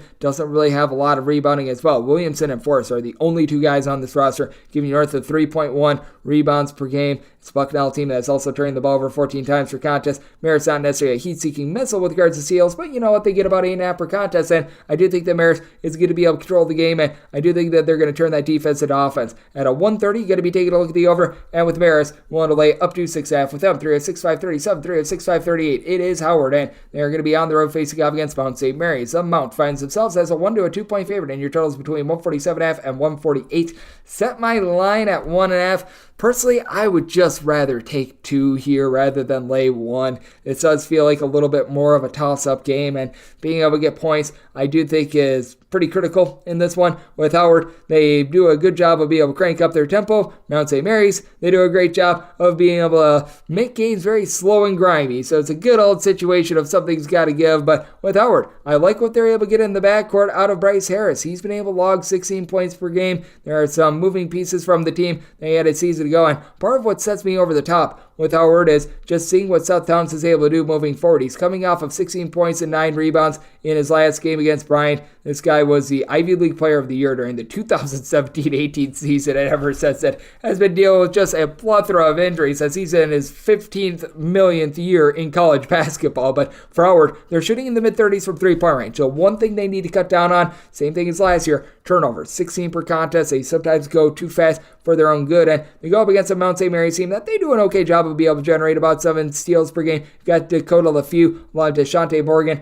in the backcourt, who have been able to combine for about 25 points per game. LaFew last season shot just below 40% from three-point range, has struggled thus far this season, but you just don't have a lot of rebounding with this Mount St. Mary's team. Typically, they do have those guys that are able to give you about 5 to 6 rebounds per game. Last season, you had just so many guys like Malik Jefferson and company from that team that made the NCAA tournament a few seasons ago being able to do a good job there. Now they're all gone. It's based on George Shinsley and his ability to be able to get boards, as he's been able to grab right at around 5 per contest. Dola Edbeo has not been able to give you a whole heck of a lot since coming over as well. So this is a spot where I do think that with Howard, I think that they're going to be able to do a solid job on the glass. With the Mount, they do a solid job of being able to generate some steals, and that's going to hurt this Howard team, which I think hurts this total. I did set mine at a 141.5, diving in on the under, but being able to to get 2 or more, going to be looking at Howard. 306-539, 306-540. UNC Asheville plays host to Wofford. Actually, this is out there in the country of Canada. So Canada is hosting this game as UNC Asheville is a 4-point favorite, and your total is 155. And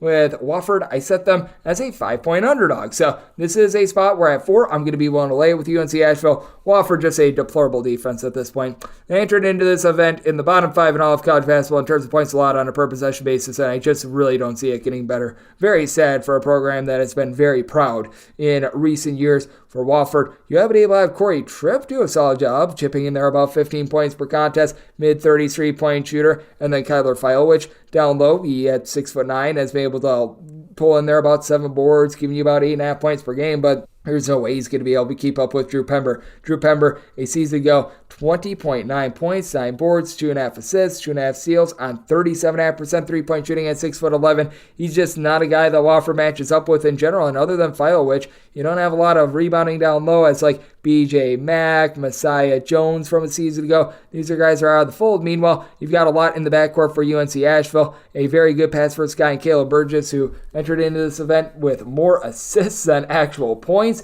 giving out north of 6 assists per contest. You should be able to get a little bit of something down low. The likes of Nate McMillan, Jamon Battle, these 2 guys are able to combine for about 10 rebounds per game. You've been able to have Fletcher AB become a very good scorer for this team as well. Now with Asheville, they do turn the ball over a little bit too much, but I do think that for UNC Asheville, they should be able to take to a Wofford defense that just honestly is terrible. But Wofford, they don't necessarily play at a super duper up-tempo pace, and for Wofford, they themselves have had a little bit of a tough time scoring. They were unable to get past 70 against Canisius. I did set my total at 149, diving in on the under, especially with this being a back-to-back in Canada, and with UNC Asheville, want to lay this number, set them as a 5-point favorite. 306-541, 306-542. It is Florida Gulf Coast, and they play us to UNC Wilmington. Wilmington is a very slight underdog of 1.5 to 2.5 points, and your total on this game, you're going to be getting it at a 138.5 to a 139.5, and with Wilmington, I did set them as an underdog of 4.5 points. I'm going to be willing to lay it with Florida Gulf Coast, and I like this UNC Wilmington team. They brought back a lot of guys from a season ago. You still have Shaquem Phillips in the backcourt, who's able to log about 10 or so points per contest, has been a very solid shooter throughout his career, but I just like this Florida Gulf Coast team a little bit better. With Florida Gulf Coast, you bring back Zach Anderson, who's able to give you a double-figure amount of points, 10-plus boards, sometimes as you average more like 7 or so per game a season ago while being able to pop threes. And then on top of that, you've got Keyshawn Kelman, who's now able to give you 7+ rebounds after coming in from Princeton. Overall, Florida Gulf Coast shooting only about 30% from 3. That'll rise up as Isaiah Thompson was dealing with a little bit of an injury towards the beginning part of the season last year. Shot about 37.5% from 3. He should be able to help ascend that. And then you've got Chase Johnson. He comes over after he spent the beginning part of his career at Stetson. Saw a little bit of a fall off in his scoring last season, but has never scored really below 12.5 points per game. He's had 8.5 points per contest thus far this season. I think that he's going to be able to see a little bit of spike in production as well. And then for UNC Asheville, you do have down low Malik Harden-Hayes, who's a little bit of a versatile player. He's able to give you 12.5 points, 5.5 boards. They say 6'7", just tough to stat sheet guy that is able to help out Trezarian White, who's been the main scorer. He's been able to log about 18 points per game. With Harden-Hayes, he's able to give you quite a bit more in terms of 3-point shooting, as he and KJ Jenkins currently combining to shoot north of 47% from 3. And Wilmington as a whole, shooting 44.5% from the outside. We should see a little bit of fall off there. Wilmington, I do believe, is a relatively solid shooting team, but they're also a very slow and controlled team, and they've also faced off against 2 non-Division I teams to be able to pad their stats. Meanwhile, Florida Gulf Coast, while they're 1-5, they've went through a gauntlet. They've been able to hang in there with the likes of Missouri State, Pittsburgh, Indiana, and I do think that they're going to be able to bust through here. I like Florida Gulf Coast laying this very small number, set them as 4.5-point favorite, and did set my total 136.5. Pair of teams that they don't really play at a fast up-tempo style. So looking at the under and willing to lay it with Florida Gulf Coast. 306-543, 306-544. Bethune-Cookman and Delaware State do battle on a neutral court, with Bethune-Cookman a 1.5-point favorite and a total of 144. And I did set my total 145. I'm going to be taking a look at the over. With Delaware State, they do play rather up-tempo, though. They're not necessarily efficient with their offense. And same really goes for Bethune-Cookman as well, so it's a good old situation if something's got to give. But the one thing that Bethune-Cookman is able to do, they're able to generate steals. As a matter of fact, going into this event, Damani McIntyre was averaging more steals and points 4.5 points, 4.5 boards, 3.5 assists, and 4.8 steals per game. Something I don't know if I've ever seen before, but Zion Harmon, he's been able to do a nice job controlling this offense with just under 20 points per contest. He's able to dole it out with about 4 assists per game, shoots in the mid-30s from three-point range, and Delaware State just doesn't have that sort of backcourt. You have been able to have Martez Robinson chip in there about 12 points per contest, and Javon Muniz has really been a solid player for this team. He's been able to come in there and give this team about 15, 16 points per game, a little bit of facilitation, but for Delaware State, they still don't have a ton down low. Olsen Andrews has come in from Illinois State, where he was just a total afterthought. He's been able to give the team in the neighborhood about 6 to 7 rebounds per game, but I do think that if you're able to get out there, Derek Carter-Hollinger, who's finally healthy, to be able to give you a tad bit of something, 6'6" combo player at Montana 2 seasons ago, was able to shoot 44% from 3. That's going to be able to help them out as he's got good size. He's able to rebound down low. Reggie Ward Jr. comes over from the non-D1 level. He's been able to give you about 5 boards per contest. And Elijah Aloisi, he's a true 7-footer that is a very raw player, but he's able to grab some boards. He should be able to help out a backcourt that does have quite a bit of explosiveness for Bethune-Cookman and Bethune-Cookman. They should be able to win the turnover battle in this one as well against a Delaware State team that had all sorts of issues going up against teams and being able to hold them down. This is a spot where I did set my total at a 145. Here at a 144, going to be taking a look at the over as you do have two teams that are looking to run it a little bit more, and I think that you could be in for some late game fouling as I also set Bethune-Cookman as a 5-point favorite. So want to lay it with Bethune and going to be taking a look at the over. 306-545, 306-546. Eastern Michigan is going to be on the road facing off against Central Arkansas, and Central Arkansas finds themselves in a pick'em game. Your total is anywhere between 141.5 and 142.5. Looking at Central Arkansas, set them as a 2-point favorite, so whether they're a 1-point favorite, 1-point underdog, going to be looking at them in some form or capacity, whether that's laying a small number, taking them as a pick'em, or being able to get like minus 105, even money, something like that on the money line. But with Central Arkansas, recognize that Cameron Hunter, their top scorer from the season ago, he's still dealing with an injury, and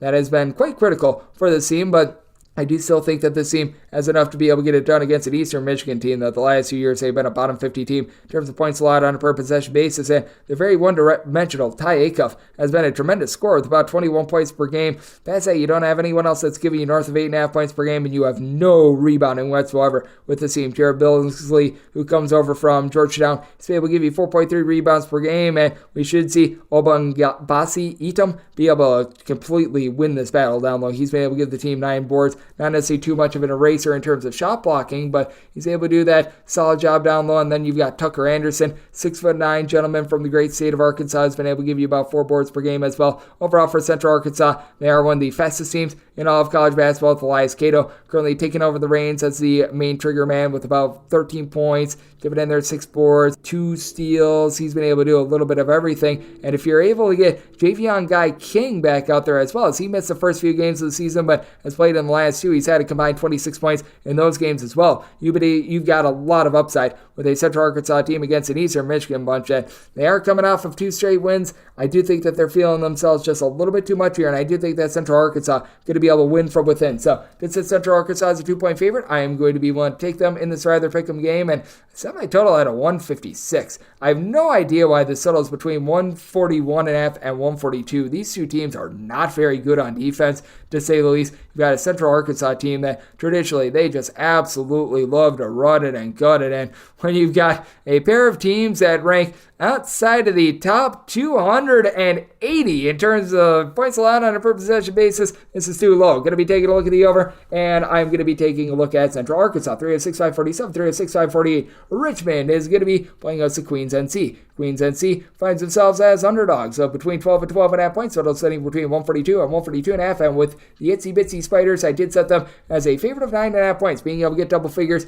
I'm going to be taking a look at the points. Queens does lose a little bit of their rebounding from last season, and Gavin Raines, who went down in the back half of the campaign last season with an injury, he's still not back, but you still have guys in the backcourt with some experience that should be able to elevate this team. AJ McKee has been the main man thus far this season, being able to log 19 points per game for a Queens NC team that, as a whole, they're shooting from 3-point range only about 30.5% from 3. I do think that that's going to rise up, as BJ McLaurin has really been the guy from the outside for this team at 6'8". Good versatility. He's been able to log about 11 points, 6.5 boards from 3-point range. He is putting it in at about a 42% clip, and you've had on top of that really good facilitation with 15 points, 6 boards, 4.5 assists out of Dayton Albury, he's come in from the non-Division I level and has made a nice impact going up against a Richmond team that they've seen a little bit of regression after they were able to have a nice scoring barrage to begin the season. Jordan King, who comes in from East Tennessee State, currently shooting 50% from three-point range. Overall, Richmond, they're shooting 39% from distance.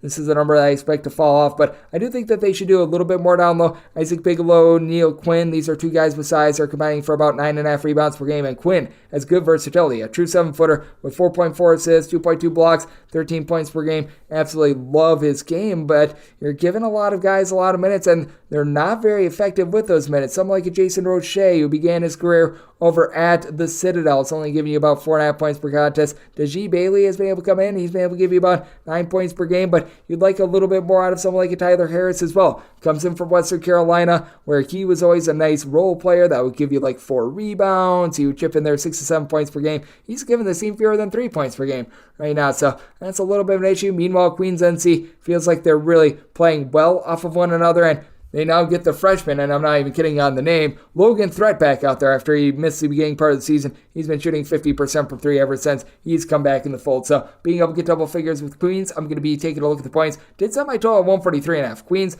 looking to play up tempo. They don't play a lot of defense. They play some very good offense. So it's a case where Richmond is really looking to slow things down. But I do think that this game might be close enough for some late game fouling. So looking at the over and going to be taking a look at the points with Queens. 306.549, 306.550. Bowling Green plays host to Lipscomb over there in the country of Canada, as Lipscomb is a 7-point favorite, and your total on this game is 155.5. Not sure why Lipscomb is now a 7-point favorite. They opened up at 5, and I disagreed with the market to start with. I'm looking at Bowling Green outright on the money line. This Bowling Green bunch just has a really good coach in Todd Simon. He brings over his 6'10", 6'11" big man in Jason Spurgeon, who's able to pop threes last year at 12 points, 6 boards when he was over at Southern Utah. And I do feel like the pieces are meshing very well with this Bowling Green team. It's been a little bit hot and cold for them, but they were able to hang in there against Western Kentucky yesterday. And this is a Lipscomb team that they're dealing with a few injuries of their own. Jacob Unyasevic, he has really yet to take the floor thus far this season. That leaves them without a lot of rebounding.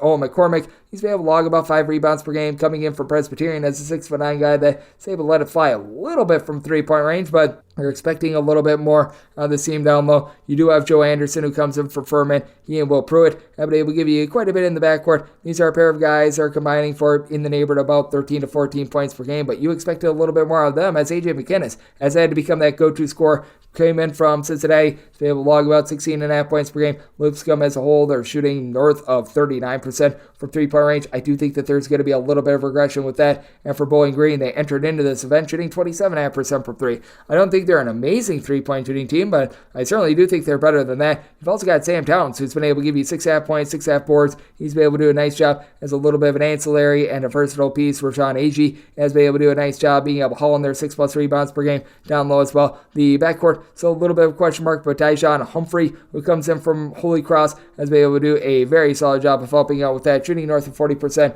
from 3-point range. He's been able to help out the facilitation, as he's been able to get about 3 assists per contest out of Marcus Hill to be able to make this team very effective, and I do think that Bowling Green goes and wins from within. I like Bowling Green outright on the money line. Did set my total 153. Lipscomb not afraid to run. Bowling Green has been playing very much up tempo, but I do think that Lipscomb sees a fall off with their just hellaciously hot 3-point shooting. So diving in on the under, and I'm going to be willing to take Bowling Green outright on the money line. 306.551, 306.552. Drake is going to be playing us to Texas Southern. Texas Southern, a 15.5 to a 16.5 point underdog with your total between 135 and 136.5. And with Drake, I did set them as a favorite of 16.5 points. Here at 16, it's a max I'm going to be willing to lay, but I'm going to be willing to lay it. Texas Southern currently 362nd out of 362 teams in terms of points scored on a per possession basis. Now, part of it is that they played some very good competition to begin the season, and against Oral Roberts in their most recent game, they did look a little bit more solid, but you don't have a single guy in the Texas Southern team that's giving you more than 8.7 points per game. Jonathan Cisse and PJ Henry have been those guys, and PJ Henry has been a little bit banged up. He was unable to go in that game against Oral Roberts. Honestly, might have been a little bit of an addition by subtraction, but you typically also have a Texas Southern team that does a great job pounding the glass as well. Jameer Young, who began his career over at SMU and Memphis. He's the only guy on the roster that's giving you north of 5 rebounds per game. This bunch is shooting 31.5% from the floor, and for this Drake team, I recognize that the defense might not be quite where it was last season when they were a top 50 team in terms of points allowed on a per possession basis, but they should be able to do a solid job with Tucker DeVries doing it all, leading the team in literally every statistical category other than blocks. 21 points, 1.8 steals, 3.5 assists, 7 rebounds per game, all while shooting in the mid-30s from three-point range. And then Darnell Brody has been able to give you 6 boards per game. Down low, you would like to see a little bit more out of the transfer, and Carlos Rosario comes over from Washington State, and he's able to give the team a little bit of size. But Ethan Wright, who comes over from CSUN, has been able to give you 16.5 points per contest, and playing off the ball has been able to allow him to be a bit of a better three-point shooter, as well as a Drake team that is generating about 7 steals per game, going up against a Texas Southern team that has been quite careless with the ball, and the Texas Southern team that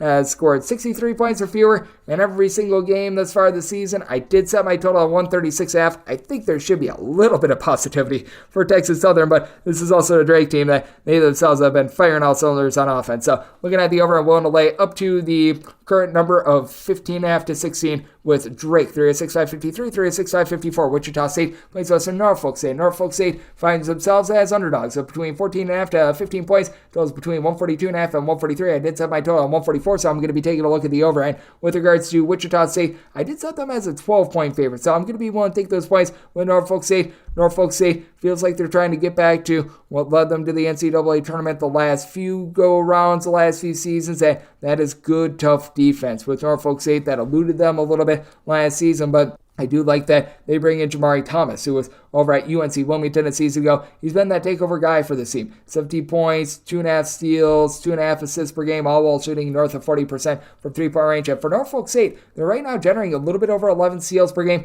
going up against a Wichita State team that has been able to do a so-so job of taking care of the ball with right around 12.5 turnovers per game. I do like this backcourt. You've been able to have Xavier Bell really step up after he was an afterthought last season, came over from Drexel a few seasons ago. He's doled out 3.5 assists, give you 16.5 points per game. And Kobe Rogers is truly your go-to scorer. 2 seasons ago over at Siena, shot it very well from 3. He unrightfully had to sit out last season, and now he's been able to give you about 18 points per game. But Wichita State, even though you do have Dalen Original along Kenny Poto giving you combined 15 rebounds per game, you don't have overall great rebounding with this team. Would like to see a little bit more out of Quincy Ballard, who's been able to give you about 6 rebounds per game at 6'11". He plays limited minutes because his conditioning can sometimes be a little bit all over the place. And for Norfolk State, they're going to have a tough time being able to match up down low, but Jelani Darden has been able to give you about 7 rebounds per game. It is a Norfolk State team that also has just good overall shooting on the team. Christian Ings, right now he's shooting less than 25% for 3, but he's a career north of 35% three-point shooter. Been able to have Nazai Chambers be able to come in and do a solid job after he was a part-time starter each of the last 2 seasons. He's able to be a little bit of a designated rebounder for the team, and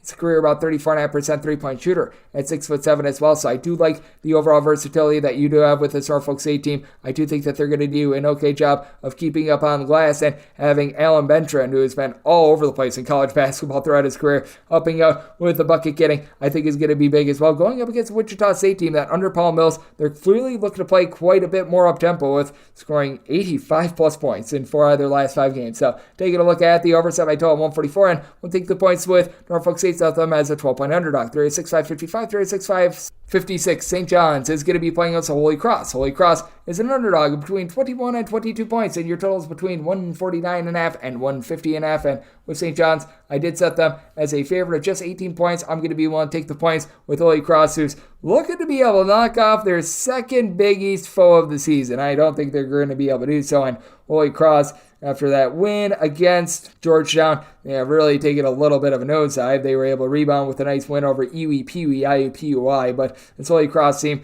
they're going to need to beg for mercy down low, because you do have Joel Soriano. He's right now averaging a double-double, 16.5 points, 11.5 rebounds per game, but this is just a little bit of an out-of-sync St. John's team that the pieces just don't seem to be coming together right now, and with a backcourt like you've got with Holy Cross, that these guys have been playing together for quite a bit, I do think that that's a nice advantage. Joe Octave has become the primary scorer for the team, 16 points, 6 boards on 40% three-point shooting, but Will Batchelor, he's able to shoot in the mid-30s from three-point range. He and Bo Montgomery have combined for about 18.5 points per game, with Montgomery becoming more of the floor general and ball handler with about 5.5 boards, 3.5 assists per game. Holy Cross has been able to keep things clean with only about 11 turnovers per game. They're shooting in the mid-30s from three-point range as well. Once again, they don't have really anything down low. Luth M. Koulibaly is able to give you about 4 rebounds per game. Joe Nugent is going to be able to give you a few boards per game as well, but at 6'6", Nugent is going to get completely destroyed. But for the St. John's team, they've just been out of sorts with 15 turnovers per game. Jordan Dingle, who was a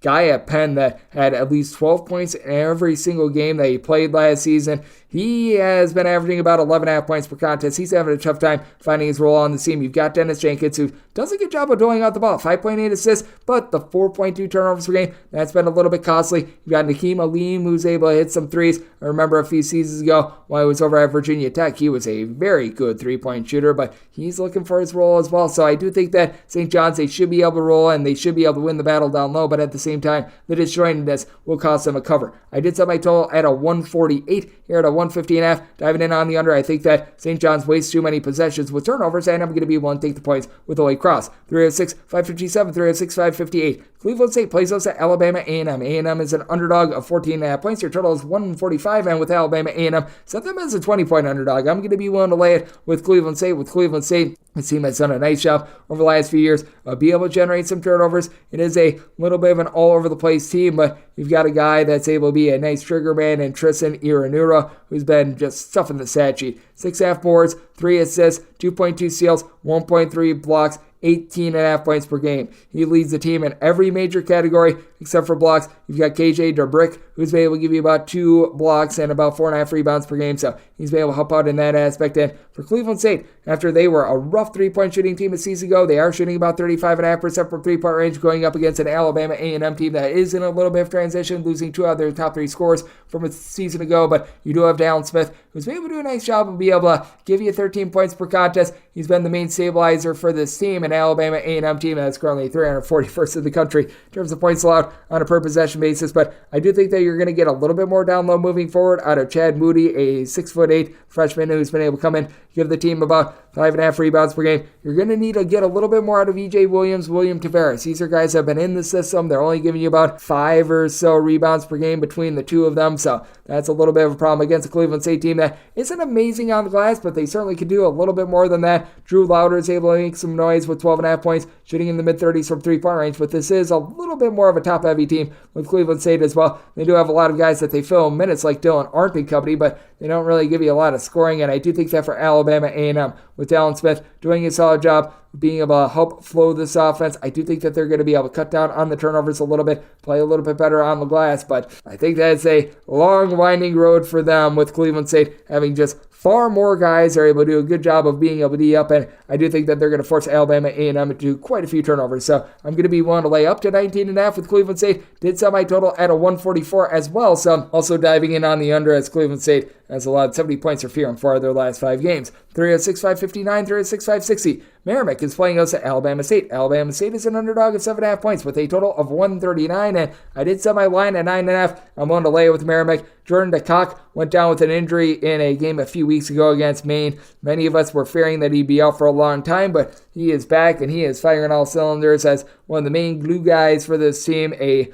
defense that they're always one of the best in the country in terms of just being able to generate steals and making life miserable, and they go up against an Alabama State team that's having a tough time with regards to finding guys outside of TJ Madlock to be able to help out. Now, the good news for them, they get back Isaiah Range, who he last season was able to give the team double figures. He had 15 points in his first action of the season, but Deontay Bass was one of their real prize guys that they got in the transfer portal coming over from Georgetown. In the 2 games that he has played, he's been able to give you 16 points per contest, but problem is he's currently dealing with a little bit of an injury. That's relatively rough, which means that TJ Madlock is giving you 14 points, 5 boards, 2.2 steals, 3 assists per game. He needs to continue to be Mr. Do-It-All because you only have one other player. That would be just Stephen Walker, who's giving you north of 4.5 rebounds per game. Meanwhile, for Merrimack, this is not a supreme team on the glass, but Turcock, who I was mentioning a little bit before, he's logging 16 points, 7 boards per contest. You've also got a versatile player in Devon Savage, who's done a nice job being able to chip in there about 12 points per game. Has always been a solid mid-30s three-point shooter. He's able to give you 5 boards per game as well. And Samba Diallo, who began his career over at UMass and Manhattan,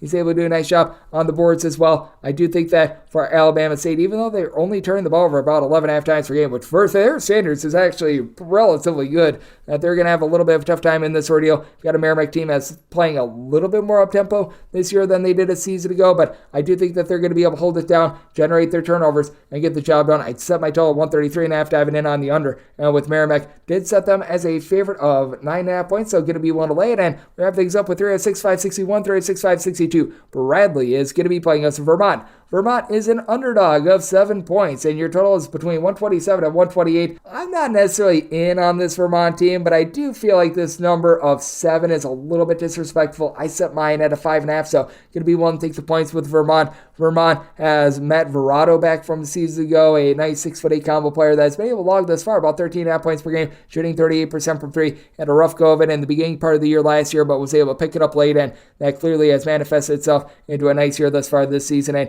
you've got a lot of options in the backcourt. TJ Long, along with Aaron Deloney and TJ Hurley. This is a trio that has been able to give you about 31.5 points per game. They're combining shooting in the neighborhood of about 38 or so percent from three-point range. And Shamir Bogues, who was playing over at Tarleton State a season ago, he's brought with him the ability of being able to generate steals, as he's been able to get about 2.5 per contest, going up against a Bradley team that they typically just dot their I's, cross their T's. They just do all the little things well, but right now they're turning the ball over 14.5 times per game. That's going to be an issue for them. You got Malevi Leons, the most versatile player out there on the floor. He's probably going to be matched up with Verrato. I think they can win that battle. He's been able to log 7 rebounds, 15.5 points per game, 6'9". He's capable of popping threes, only shooting about 28.5% this far this season. Fully expect that to be going up, but you're going to need to get a little bit more out of Connor Hickman along Christian Davis to be able to help him out in the backcourt. These two guys combine for about 23.5 points per game, but these two guys, and then you're able to throw in there as well Mr. Darius Hannah, are also combining for about 6.5 turnovers per game. They need to do a better job of being able to take care of the ball, and it's a little bit of a top-heavy Bradley team, as well as maybe deal with a little bit of an injury with Demarion Birch being in and out of the fold last few days as well, so you do want to be checking in on his status, and I do think that for Vermont, they just are going to continue to play that slow John Becker style of having good efficiency with regards to their offense, and I do think that they're going to execute against a Bradley team that they themselves have been able to get past the 70-point plateau in 4 out of their 5 games thus far this season. Did set my total 133.5. Looking at the over with Vermont. We'll take 6 or more with them, and that will wrap things up for the Saturday edition of Coast to Coast Hoops, now part of the VSiN Family Podcast. If you do like hearing from this fine podcast, Coast to Coast Hoops, you're able to subscribe wherever you get your podcasts, Apple Podcasts, Google Play, Spotify, Stitcher, and TuneIn. If you have a question, comment, segment idea, what have you for this podcast, you have one of 2 ways we offer those in. First one is my Twitter/X timeline at @GNet_D1. Keep in mind, letters EM, they mean does not matter. As per usual, please send these into the timeline, and the other way is find an Apple Podcast review. If you rate this podcast 5 stars, it is very much appreciated. From there, you're able to fire on whatever you'd like to hear on this podcast via that 5-star review, and I'll be coming at you guys every single day throughout the season on this podcast and into the off season as well, which means I'll be back to do once again tomorrow. Thank you so much for tuning in.